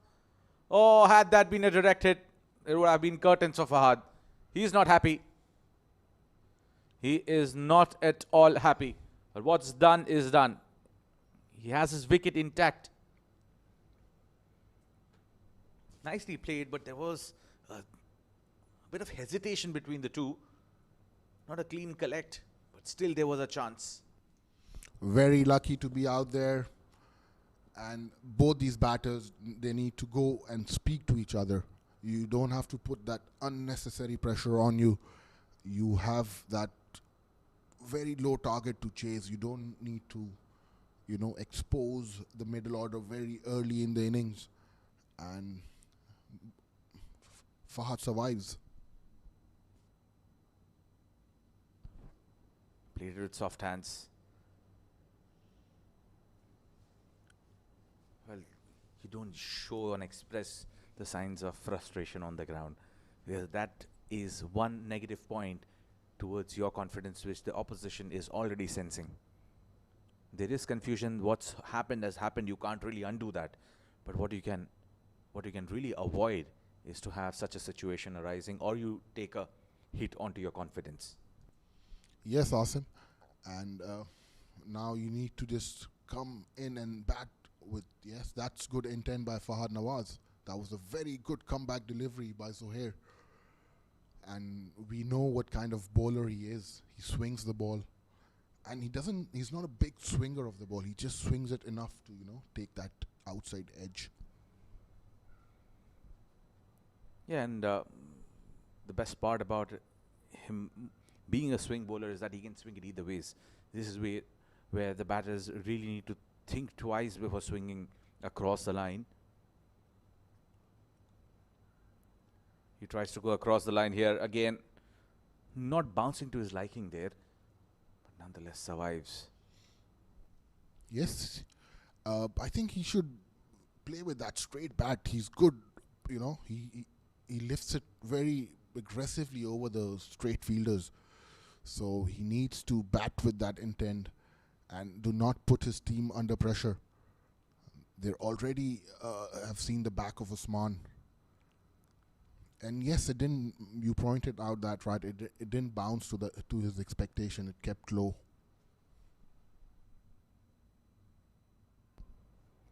Nicely played.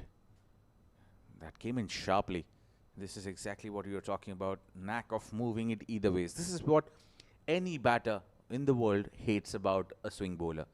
His ability to swing the ball either ways. This makes it even more tougher in terms of shot selection. You can't really premeditate something with the length, with the release point, and go for it. It's about watching the ball right till the end, and that takes your decision making, pushes it a fraction too late. Yes. Again, going across the line, Fahad Nawaz finding it very difficult after 3 overs, 18 for 1.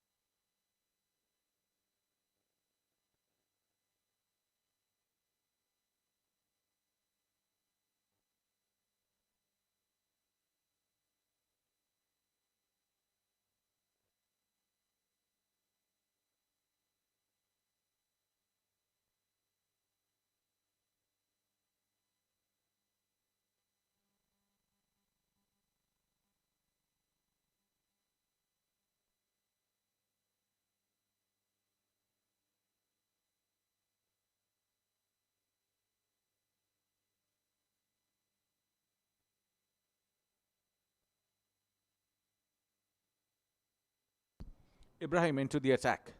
Time for some spin early on in the innings. They want to test how this wicket is going to behave under lights. Good delivery to start up with. We've seen him ball those testing line, and he has got all the deliveries. He's got that flipper. He's got that quick googlies. He's a very talented youngster. I think spin has really worked magic in the first innings. And no surprises that Khalid Shah has got this plan in place to get spin early on. We saw that in the form of Mujahid Amin in the first innings. That worked well.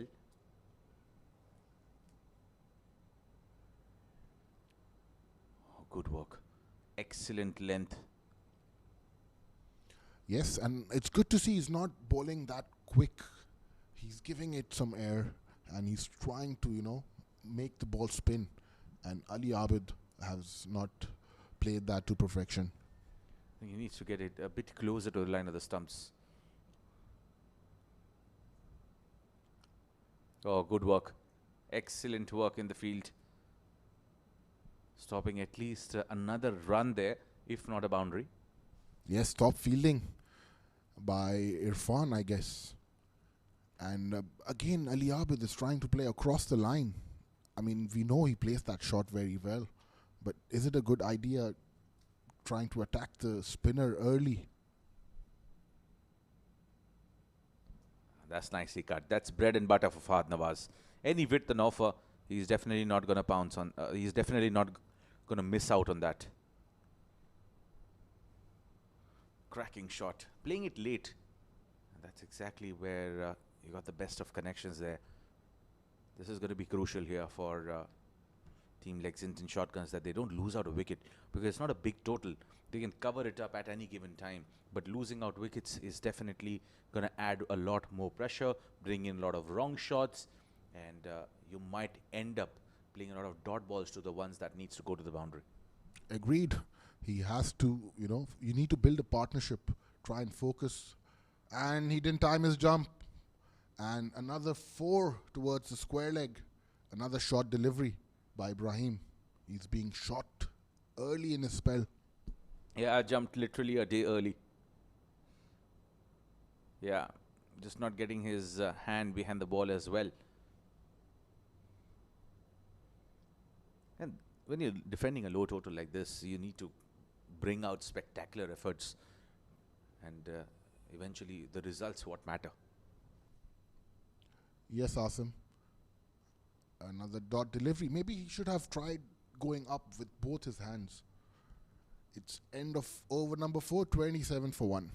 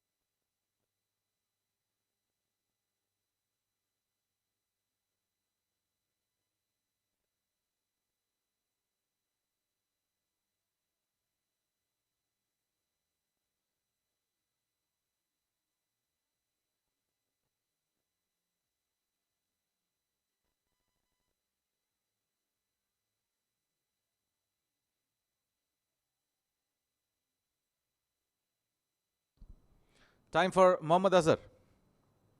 Well, a man who can make a difference here with his spin bowling magic. Is this left arm orthodox? Playing it upish. There's a field in the deep. Looking for 2, but decides not to go for it. Great effort, great commitment there by Mohammad Halan.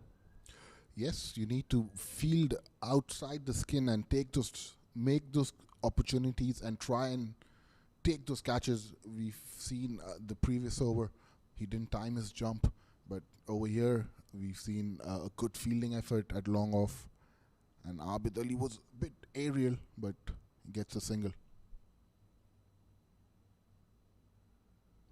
Oh, missing it out. Nicely played between the fielders. Goes for a boundary. Top shot there from Fahad Nawaz. And mind you, he loves exploiting that area outside the off stump. Be it on the front foot, be it on the back foot. He's pretty strong there. Yes, and that was a bit short delivery, which he bisected the field very well. Again, trying to play that sweep, which he played in the previous over as well. Straight to the fielder. You have to be very selective in terms of what shot you're going to go for, because you don't want to lose a wicket at this stage. Yes, you need to build a partnership. And he plays a sweep shot again. And he finds the fielder again. It's like a replica of the first shot.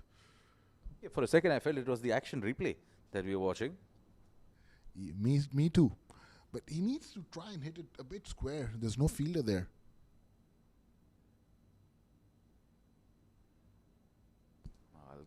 Great effort of his own bowling there. And this is how the experience comes into play. He got hit for a boundary and then back-to-back 3-dot balls. Turns out to be one each. We've seen that in the first innings by Mujahid Amin. He got hit for a 6 in the first over. After that, he was quiet. And yes, Fahad has to walk back. Azhar has taken a wicket in his first over. And that's experience at its best. Trying to step down. Very watchful. I love his action. Very calm, very composed in his approach, and then bowling it away. He had no chance. He'd gone way too forward. And that's the end of Fahad Nawaz. So skipper walks back for scoring a decent a runner ball, in fact. 14. 32 for 2.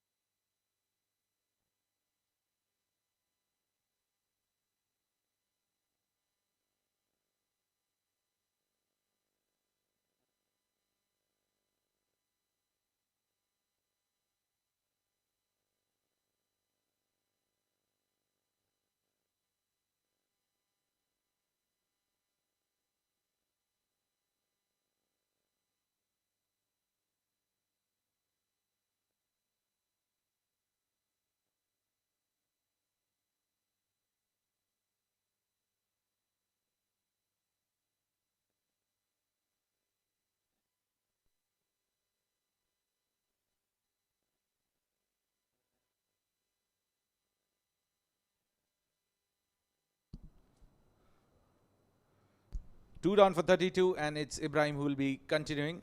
Spin has definitely worked its magic in the form of experience. Ali Abid. Nicely played. Soft hands, quick run. This is good cricket. Nasir Faraz giving him company. Well, they both have played a lot together for TVSL. So mind you that the coordination between the two will definitely not be a problem. Yes, we saw a few problems between Fahad and Ali Abid early, but now Fahad Nawaz is back in the dugout, and yes, their calling should be much better, and you can't afford a run out at this stage. You can't put your team more in pressure. You've already lost those two important wickets. You need to look to build a partnership.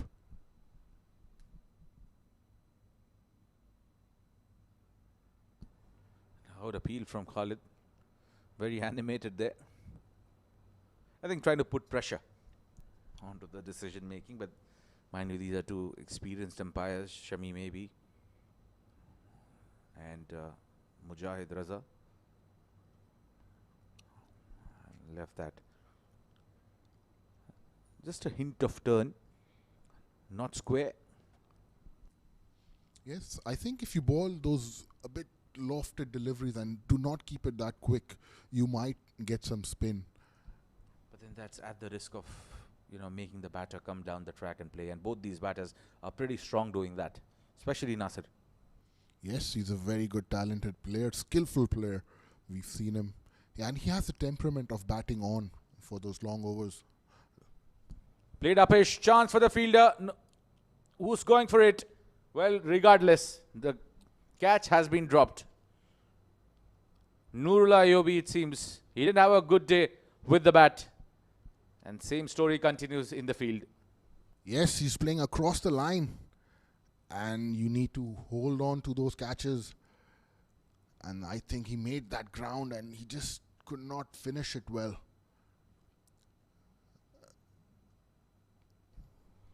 Yeah, should have been better. Didn't look very confident while he was approaching the ball. Oh, nicely bowled. A good wrong on. And doesn't have enough legs to go all the way, but still manages to come back for two. A very eventful over, this one. Everything happening here. catch going down, that googly coming in, and it takes off the edge. And you don't have to play across the line. You just need 90 runs on that at 6.35 runs and over. Just try and hang in there, feel the meat of the bat, and just try and hang in there. Yeah, I think the plan has to be simple here from Bukhatir. Have to make the batters go for that wrong shot. What a decent over this is. Went a bit expensive in the first one, but bounced back pretty strong here. Yeah, always in. Very comfortable leave from Nasir Faraz. End of the power play. Not the most powerful power plays here for Lexington Shotguns. It's 37 for 2.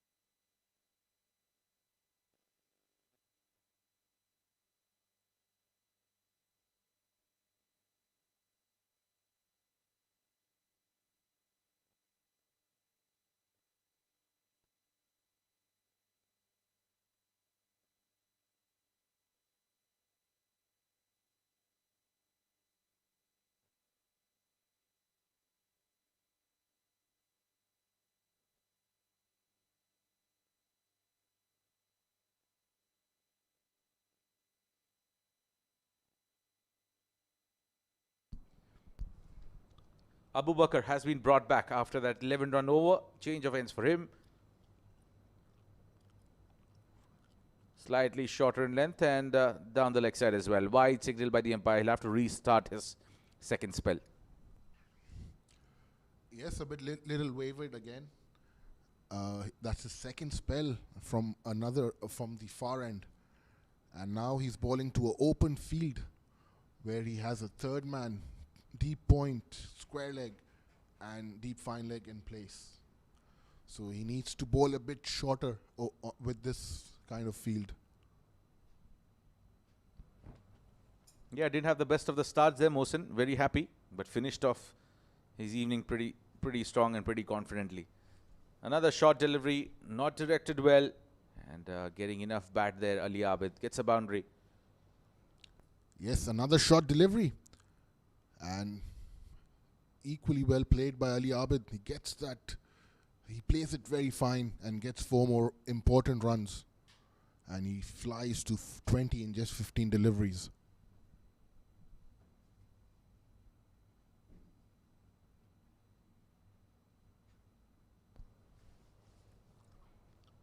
.42 for 2. Well, Fahad unhappy with himself. He's not removed the pads and settled himself. Obviously, they're playing a final. You obviously want to ensure that you watch every moment of it, being the skipper. Oh, nicely driven in the gap. Does it have enough legs? Yes, it does. A boundary for Ali Abid. Great shot, a cracking one. Great shot by Ali Abid once again. He let the ball come. He didn't rush onto that ball. And that was placed very well for 4 runs. Yeah, future cricketers watching the game. Never been that fortunate to come and see a game, a domestic game here at the Sharjah Stadium when I was at that age. Lucky kids.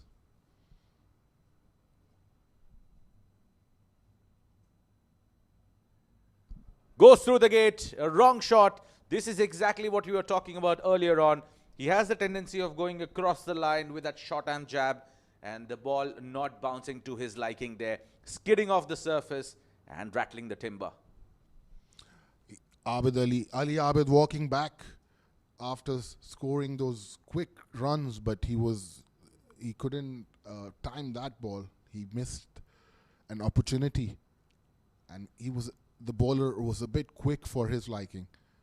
And 46 for 3.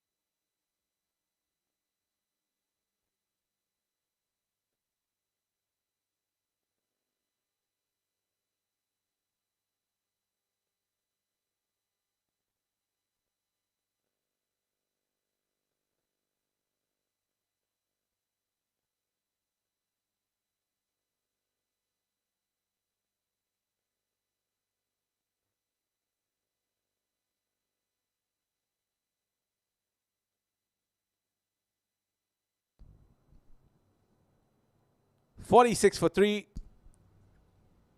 And it's Faisal Beg who has replaced Ali Abid.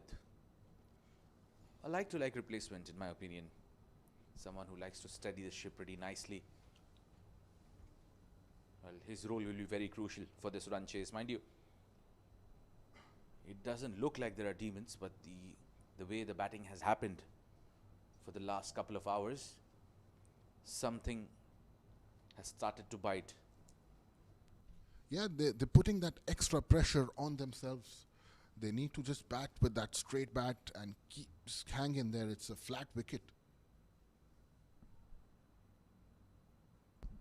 Very good cricket. Tap and run. This is exactly what would be expected out of Faisal Beg, to anchor the innings, take it long. Nasir can do that as well, but Nasir has those big shots under his belt, and this is where he'll be super crucial to have those timely boundaries flowing in for the team. If you look at the over, you've got those 10 runs, but that main wicket of Ali Abid is, the concern over here. The power play didn't go so well, but you need to build an innings and build a partnership. Well, that was quick. That was sharp. That was over the back of Nasir Faraz. Called as a legal delivery. 7 gone. It's 47 for 3.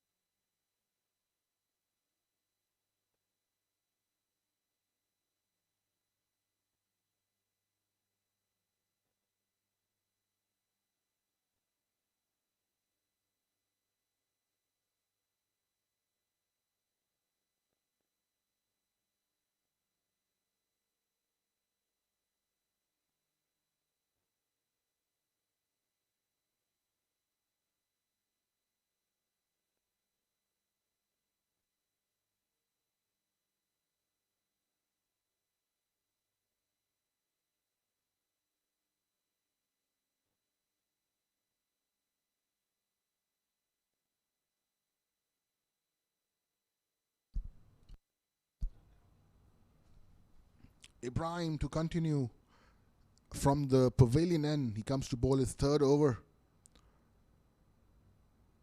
And very well played by Faisal. He comes to the pitch of the delivery and plays it with the spin. And that's the way you need to go forward. You need to rotate strike for Lexington shotguns. They need to build a partnership. We know Nasir Faraz, he has the temperament to bat on till the end. So he should play with that straight bat. Yes, that's better. Good bowling by Ibrahim. He's also pitching it up. He's very economical so far. Given away 15 runs and he's in his third over.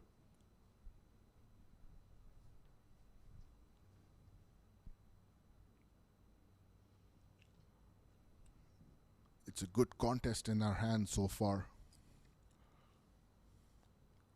Very well bowled and equally well played by Nasser.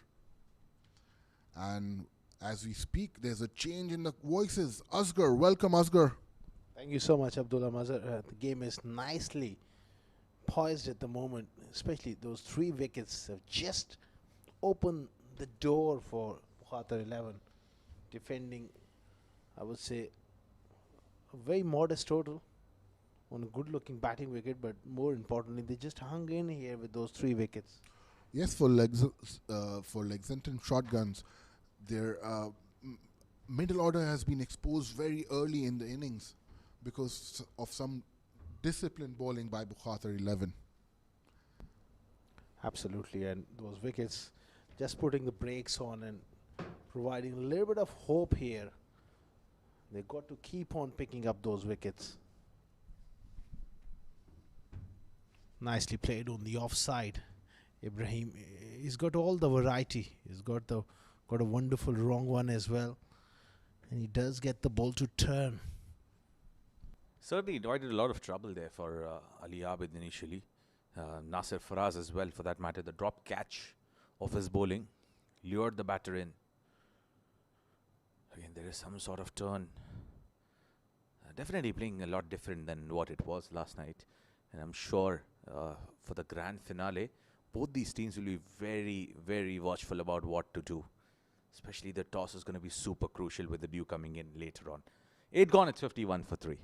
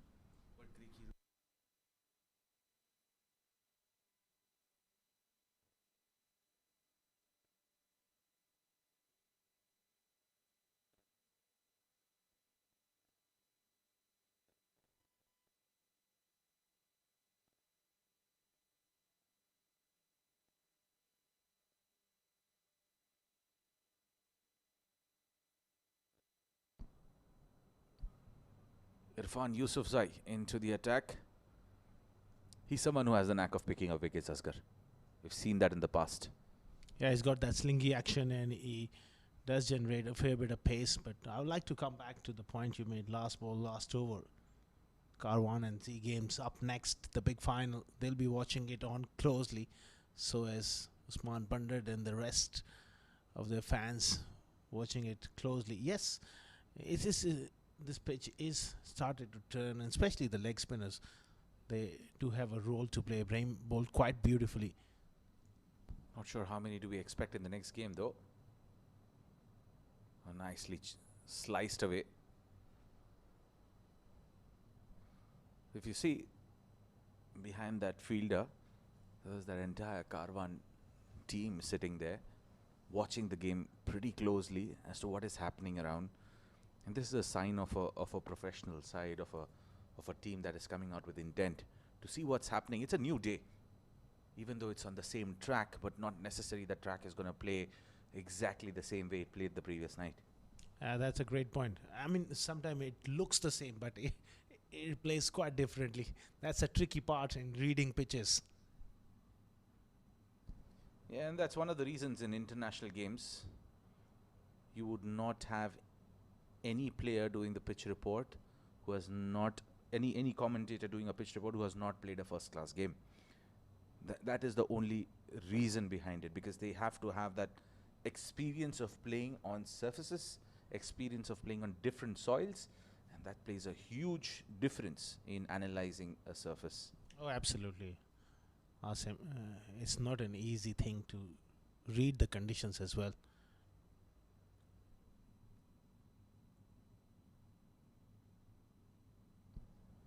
Nicely played. Off the back foot. Shy at the stumps, a bit wayward. Khalid is definitely not happy with Ansh not backing up on the bowler's end. I think that's basics. Absolutely. And coming back to the track, Asim, sometime you can't judge a pitch until both teams bowled on it, and you created that perception in the first few overs that it's going to play like that, and all of a sudden the opposition comes in and it plays quite differently. Or I would rather put it across that the opposition exploited it pretty nicely after reading it in the first innings while batting first. Yeah, that could be another way of judging the conditions. That gives you that sighter. In the modern day game, a lot of teams win the toss and bowl first. It's become very norm. Happy taking these singles, and I think Khalid needs to realize that they're defending 127 and on 187. The required run rate 6.35. That's only going to increase if the singles are being cut down and forcing the batters to play a shot which is not required. Absolutely. That's going to be very, very crucial to stop those singles. He's keeping 5 fielders in the ring, which is attacking enough, but a gully or that sort of fielder in that short third catcher, just to make the batter feel like that he cannot just all the time running it down towards that third man.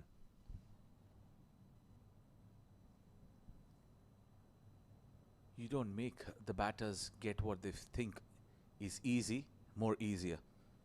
Just make sure that they are forced to give it a thought that it's not easy taking singles in that area. Meanwhile, it's 57 for 3 in 9.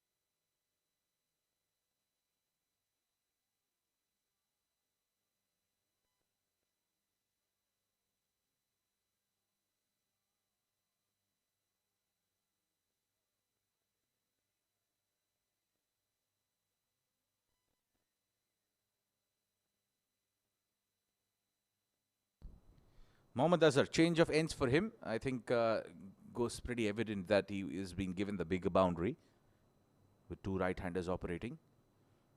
And he decides to go outside the off stump. We'll have to re-bowl that. I think as we were discussing during the break, Asghar, it's super crucial to realize this fact that you don't make things easier for the batting side. Let them work really hard. And especially in situations like this, Asim, you got to make the batters feel like they have to take some risk to score runs, and you've got to stop those singles, cover those angles, have those fielders in a position where they can stop that single. And it's a no ball. It's a crime that has been committed there by Mohammad Azhar. Boundary.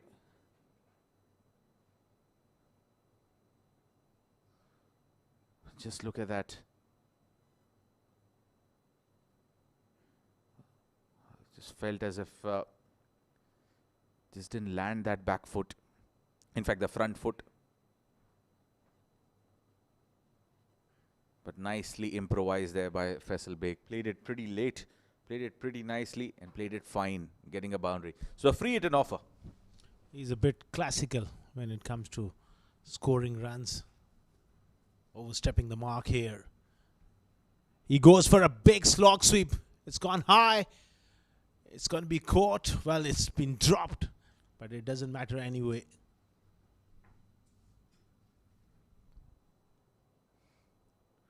Wouldn't be happy with the eventual result. Mohammad Azhar, meanwhile, doing a Faisal Beg in his bowling action. He could have used his feet. There's not much turn on offer and look to go down the ground. Meanwhile, it's played fine from Nasser Farazi. Comes back for a couple. That's intelligent batting. They don't have a fine leg in place and they're trying to make full use of that. Now this forces the fielding side captain to make that change. That opens up that single scoring shot pretty much on here. Just nudge the ball on the onside, get those singles. Might as well get that fielder from outside the off stump. Maybe just keep just one backward point. Yeah, makes it easier. That's quality batting, putting the pressure on the opposition and also trying to manipulate the strike in the field.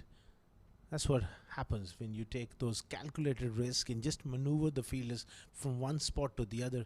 It makes it tough for the captain. Yeah, nicely driven. Excellent stuff. Boundary. Top shot. Great presence of mind there. And Faisal Beg at its best. A genuine half volley there, right up in that slot, and he's a wonderful player. Won't miss out on those kind of deliveries. Has been all over the place in this over. He's not created that pressure. Yeah, certainly that change of end hasn't helped him. He was been asked to come in to bowl from this end to have the bigger boundary, but feeding outside the off stump won't do any good to him. Lot better. Worked it around, gets a single. And that would be the end of the over. It's 10 gone, 72 for 3, just 55 required of 60.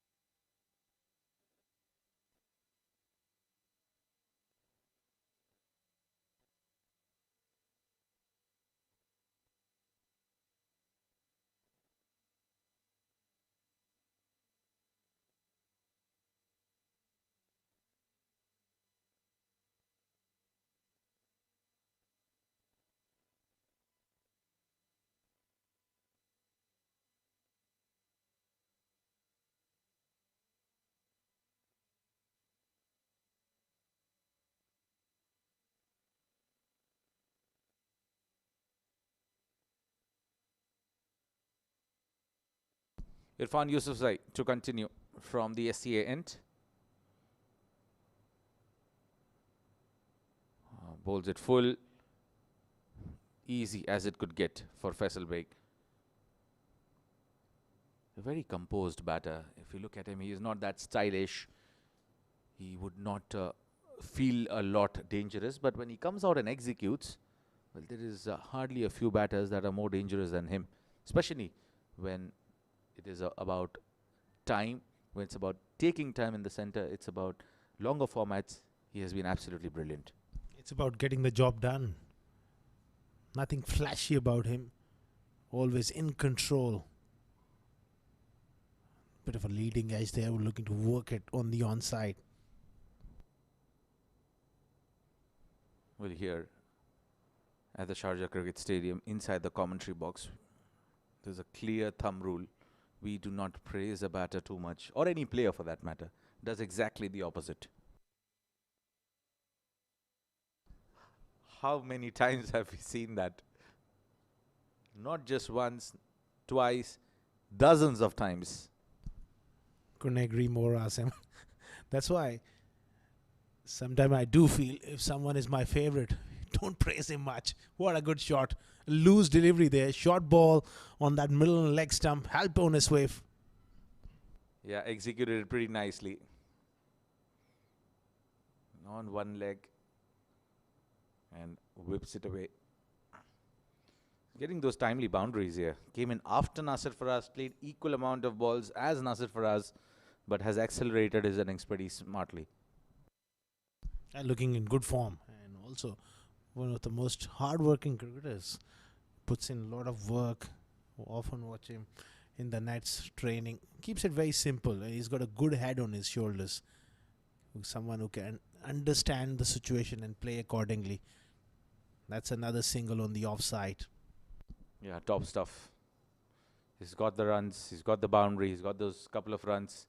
Time to just rotate, let your partner play. Let him settle as well. That's good stuff here from Faisal Beg. 23 of 16. He's just 48 required. Is just about executing your plans. Keep it simple. Basics of cricket is what is expected out of these two batters.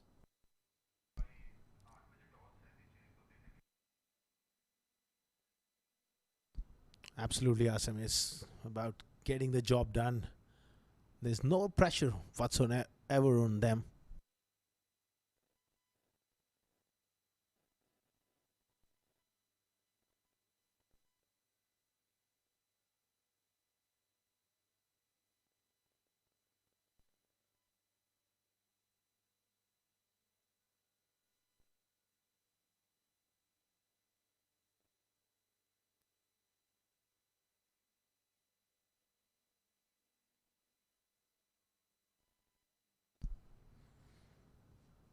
A little loose there on that occasion. Nasir Faraz looking to run that one down. Gets beaten by a little bit of zip off the track. 11 overs gone, 79 for 3.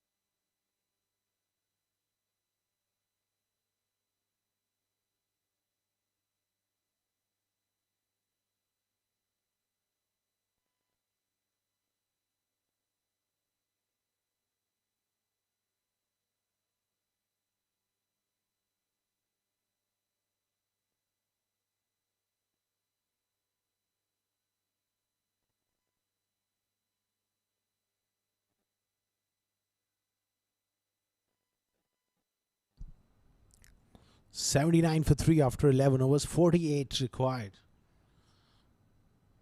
With 7 wickets in hand, they'll feel like they just need to play each ball on his merits and get the job done. Faisal has looked good. That's good field placing here from Khalid Shah.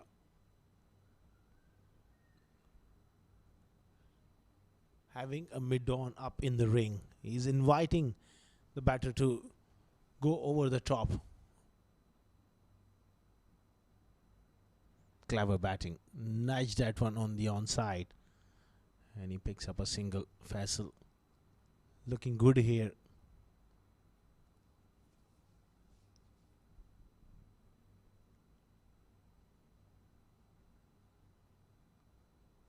Nasir Faraz also hanging in here. 12 of 17. There's no pressure in terms of required rate, so they can afford to take their time.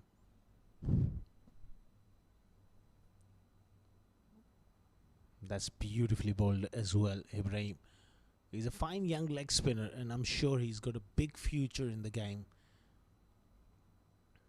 I like his variations. He's got a very good wrong one, and he bowls at a very good pace as well. He does get the ball to turn. Could be a match winner on his day. A young leg spinner. Played straight down the ground for a single.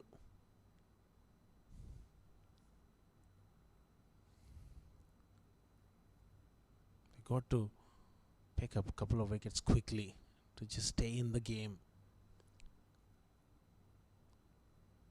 He again looks to play that power sweep. Good work in the slips. Getting across and stopping that one. It's good game awareness.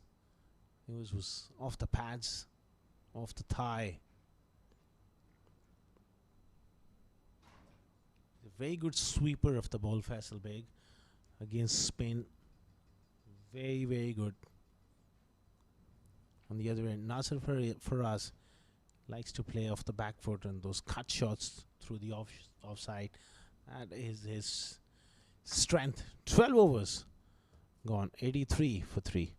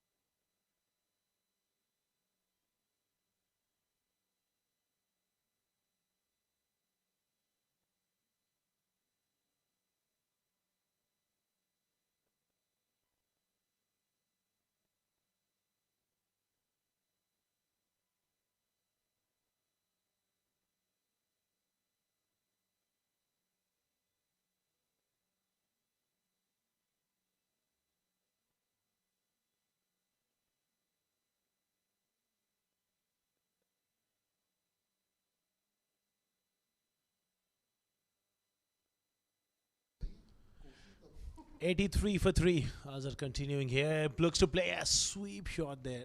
Nasser tied down a fraction by the spinners. Not quite as at his usual best. Just 44 required. They need a miracle here. Khalid Shah just maneuvering his field, making sure that he gets the angles right. Shot mid wicket, shot fine on the onside. There's protection as well. Looks to play a cut shot. Good work at back foot point. Can't stop that single. It's crucial. Desperate times here. They need to pick up wickets. Yes, and they need to have some aggressive captaincy from Bukhatir 11, trying to bring another extra fielder in, and that's been put over covers for 4 beautiful runs. Faisal is looking destructive with that shots. Lovely shot, calculated risk, and at the end there was no risk about it because it went way over his head. Lovely technique, one of the hardest shots to play, that extra cover lofted drive. Your technique need to be spot on to execute. He's a good player of spin, especially, and someone who's very, very mature. Yes, and he got that extra width outside the off and he made the most out of it. That's another great looking shot, and he saw that gap, and 4 more runs, he's off. Just 35 runs left. Not a great delivery. It was wide, it was pushed through quicker. Square drive there, opening the face, playing it light as well, and getting a boundary.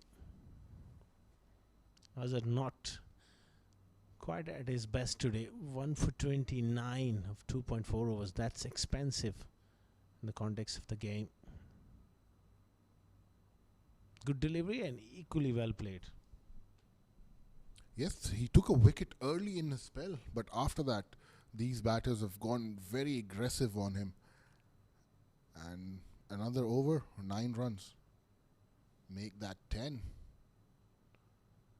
And yes, end of 13 overs, 93 for 3.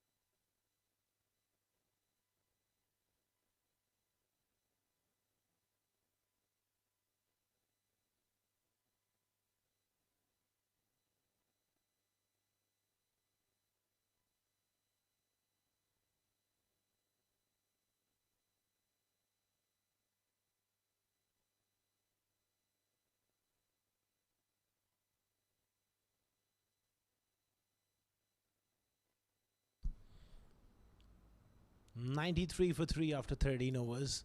Irfan Yusufzai charging in just short of mid wicket. Abu Bakr there stationed in that place exactly for a little uppish flick on the onside. There's short third man, backward point, cover in mid off, all in the ring. Khalid Shah is on the attack here. It's good to see he's having 6 fielders inside the ring, and one of them has gone back to third man. Yes, that's good aggressive captaincy. We spoke about that. Have that extra feel inside the circle and try and put that pressure. You've taken those early 3 wickets. Now a better effort is required by that fielder, Zohair. And they pinch another single. Just 33 left. Good stuff here.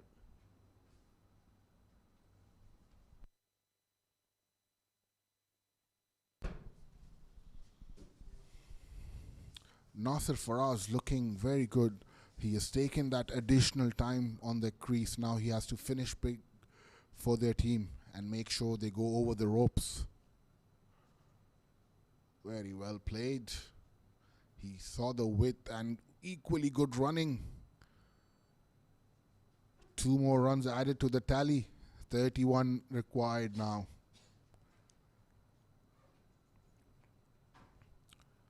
It's good captaincy by Khalid Shah.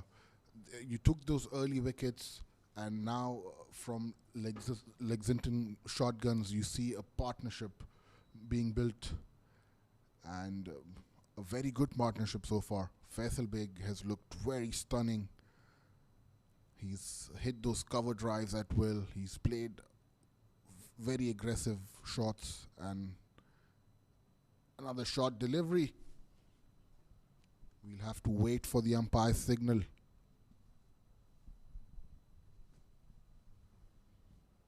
The game is just drifting away here. Obviously not enough runs on what looks like a very good batting wicket. That was the problem. They hung in with the ball. It's a good bowling effort and some good captaincy from Khalid Shah. They got those 3 early wickets, which provided them a bit of a hope, but it's always tough when you're defending 127. Yes, very tough. You need to keep breaking those partnership at regular intervals. They did that in the first half, but that's a very good shot by Nasir Faraz, and that's gone all the way for 6. What a shot. Tremendous blow, going over the top and all the way for 6. Looking for that full ball, and he was equal to the task, and that's gone all the way for 6.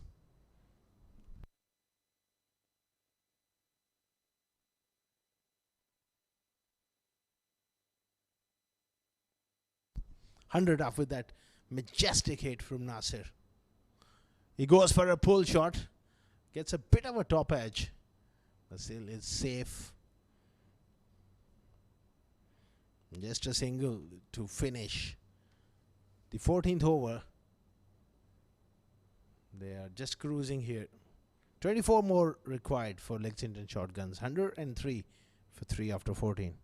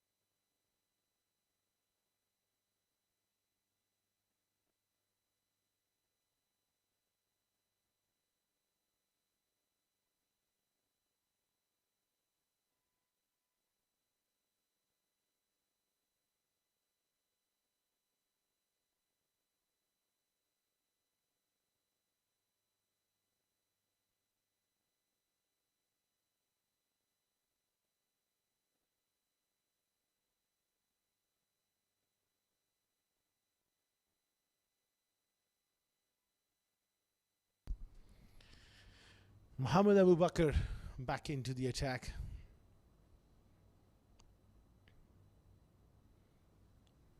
Heaved away on the leg side. This time Nasser Faraz, he looks in a hurry to finish the game off here.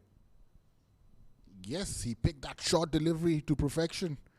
And yes, he took that additional few balls to get settled in, and now he's on with the game.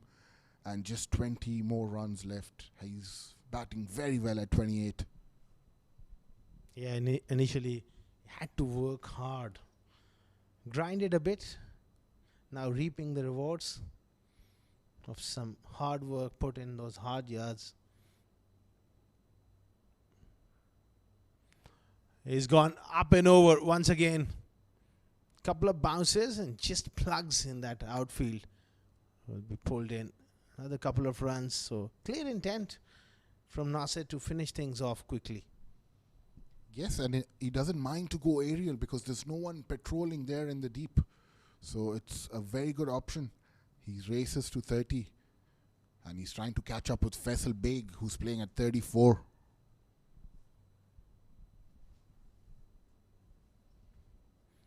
$109 for 3 now.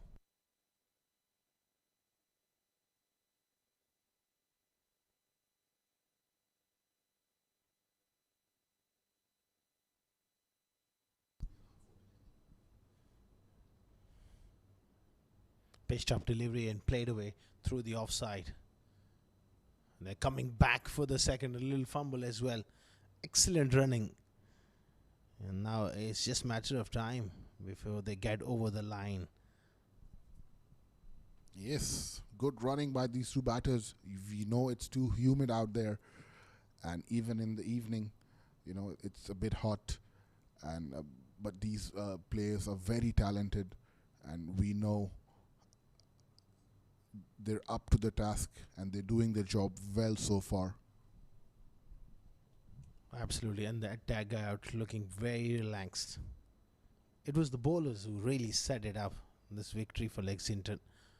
Another shot through mid-wicket. This time they have protection.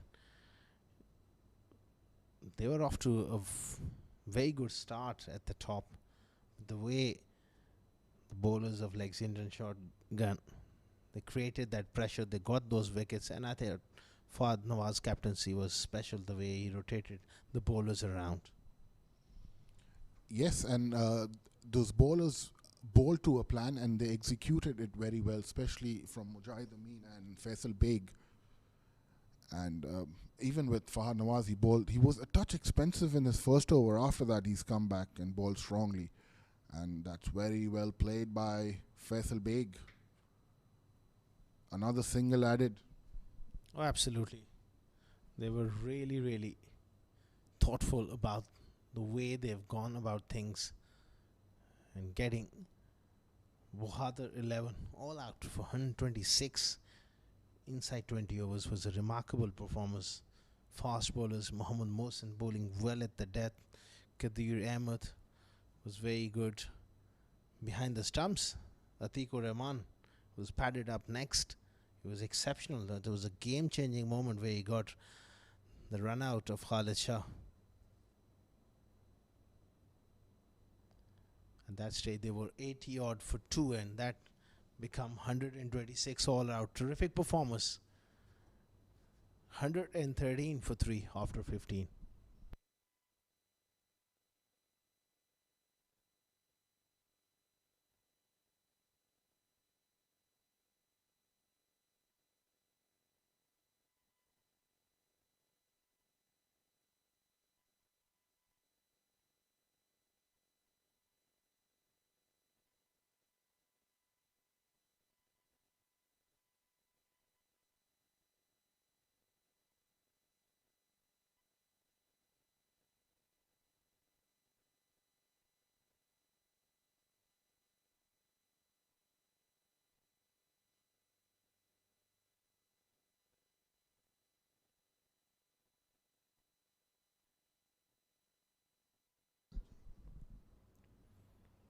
Irfan coming into the attack here, bouncing out. Faisalu plays that pull shot, not quite out of the meat of the bat, but as the field is up, picks up a couple of runs. Just 12 more required. It's been a good partnership after a slight wobble at the top where they got 3 wickets. It was important to occupy the crease, and they've done well. Yes, they've done well so far, but I think Khalid Shah should have put on that pressure early after that first power play. And yes, they've batted well after that, and they've looked very good. Both these batters, Faisal and Nasir Faraz, they're looking very good so far. They're looking to finish it. Very well played by Faisal. And still they're rotating that strikes at regular interval. That's good to see. A youngster and an experienced Faisal batting it out with each other. That's their strength, especially Faisal and Nasir, both similar sort of players. Nasir more likes when he gets in, he has the game to really play those big shots. Faisal on the other end, very thoughtful batsman, relies on timing and placement rather than taking those aerial options. Pull and pull hard, but straight to mid-wicket.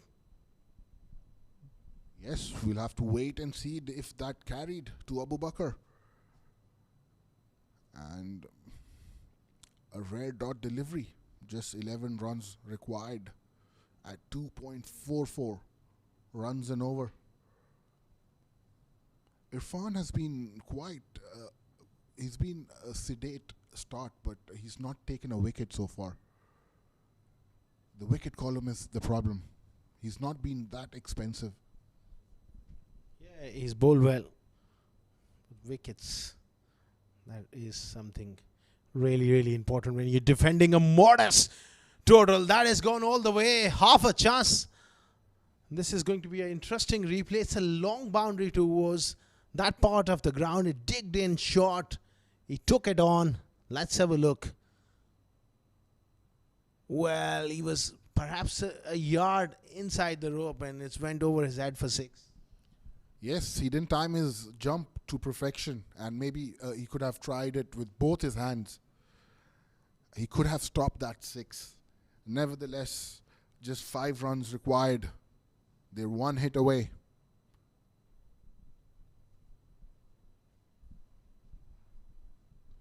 He looks to go up and over.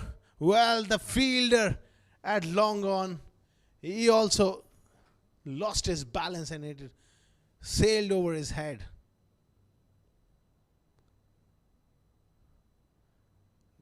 It's gone for a boundary. Well, he was coming in to take the catch and just lost that footing, and it's gone for a boundary. The scores are level.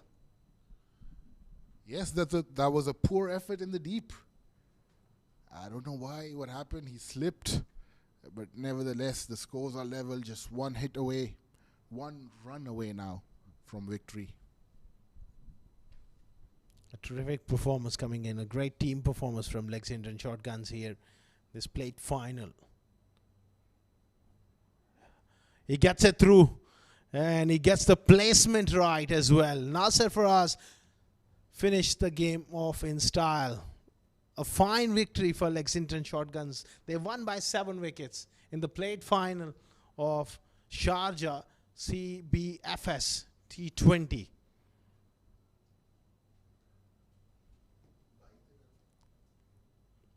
Handshakes all around. Tremendous partnership after an early wobble. These two have got the job done. That's the batting card. Usman Pandit, Fad Nawaz went early. Ali Abid 24 in quick time, but that partnership, Nasir Faraz 47 not out, Faisal Beg 38 not out. They won by 7 wickets with 4 overs to spare.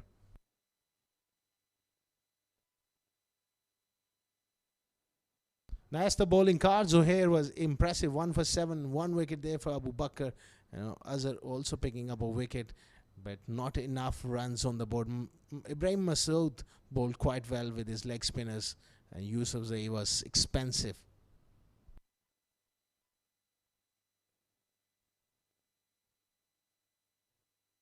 That's the match summary. Bukhhatir 11 batting first, 126 all out. Anish Tandon with half century, 51 of 36. 4 wickets there from Mujahid Amin and 3 wickets from Mohammad Mohsen. They were instrumental in restricting them to 126. In reply, 130 for 3 in 16 overs. Nasser Faraz 47 not out. Faisal Beg 38 not out. 1 wicket each there for the fast bowlers.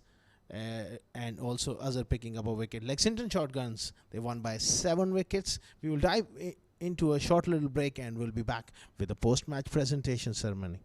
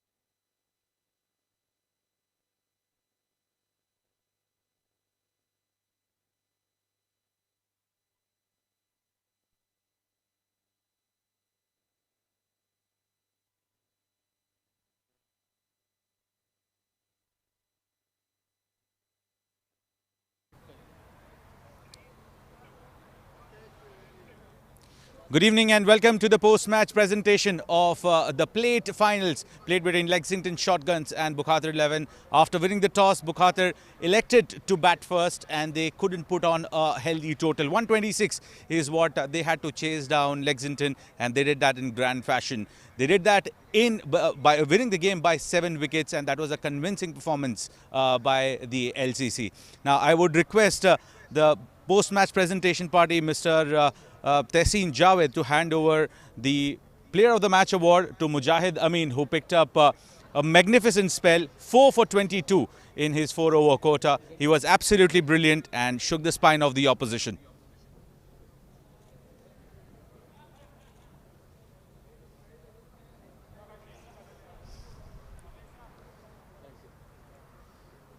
मुजाहिद भाई, performance के बारे में बताइए। सबसे पहले तो अल्लाह का शुक्र अदा करता हूँ कि अल्लाह ताला ने परफॉर्म करवाया है और हमारी टीम फाइनल जीती है, तो इसका यह कि उसकी फाइनल इस मैन ऑफ द मैच से ज़्यादा उसकी खुशी है कि हमारी टीम फाइनल जीती है। वेल, काफ़ी अप एंड डाउन परफॉर्मेंस जा रही थी। क्या सोच के आज फाइनल में आए थे, खासकर स्पेशली जब आपको बॉलिंग मिली, स्कोर बोर्ड पर लगा हुआ था, अच्छी स्टार्ट मिली थी बुखातिर को, तो क्या माइंड में चल रहा था आपके? बस कोशिश यही थी कि स्टार्ट उनका अच्छा था, तो कोशिश ये थी कि एज ए टीम का सीनियर प्लेयर के यार हम अपने ऊपर मैच लेके मैंने कोशिश किया कि यार रन्स भी रोकने और साथ आउट करने हैं कि ताकि 150 के अंडर हम रोकें। लेकिन बहुत अच्छा आउटस्टैंडिंग हमारे साथ में दूसरे बॉलर्स ने, फैसल ने, फ़हद ने, बाकी एट द डेप्थ में मोहसिन ने, अजय कदीर ने अच्छी बॉलिंग की, तो हमने 126 पे उनको रिस्ट्रिक्ट किया। मुझे एक बात बताइए, विकेट क्या इतनी स्लो थी या आप लोग ने स्लो बॉलिंग की है?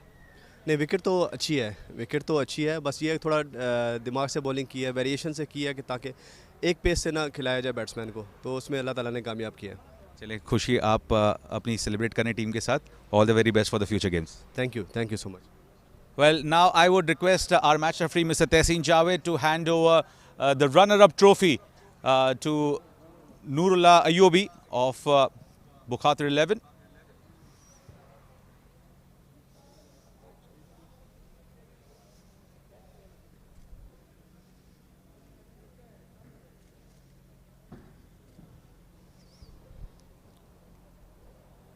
Nurullah, quick chat. Things didn't go as planned. What do you think went wrong? It was a good game. In first we have a good start. The openers played really well, but after the middle order batsmen all no one did bat, all got flop. That was the plan, and because the target was too less, so the bowler can't defend that much less. Well, what was there in your mind when you guys came out to bowl? Obviously, not giving up is not an option when you're coming out to defend.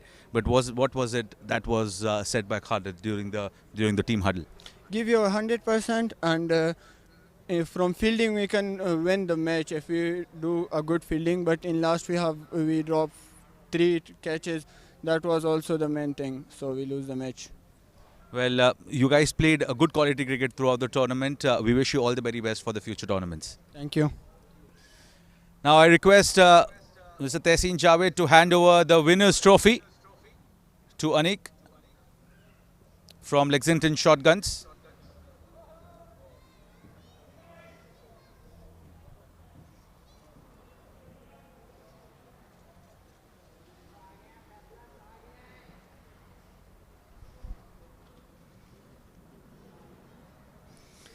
Anik, satisfied with the performance? Yes, Alhamdulillah, it's been a good tournament for us. We are a bit disappointed that the team we should have competed in the champions and win the championship, but nevertheless, the plate is good enough. Well, tell us something what has been going around in terms of the team combination, how you guys are gelling in pretty well. It has been a seesaw of a contest over the last 6-7 months, but tell us how things have been happening for the side. I mean, this tournament, some of the players were going for the D tournament, so our combination was sitting right. That's why we lost the match. Come closer. In the group stage, but Alhamdulillah, we're gelling in very nice. It's a good club, and hopefully we perform better in the upcoming tournaments. Well, tell us what was the message when you guys came in. Hot afternoon, come out to field first. What was the message from your captain, from the team owner? Obviously, Fahad Bhai, he said it's hot out here, but we should give 100%. It's the final. We didn't come to the Champions final, but at least they should come and lift the trophy right now. Well, we wish you all the very best for the upcoming tournaments. Do well. Thank you. Well, that's it from the post-match presentation, but don't go anywhere. We have a plate final that is coming up very shortly from now, and we'll dive into a quick short break. After that, we have live action, action-packed here. Z Game Strikers taking on Karwan Cricket Club.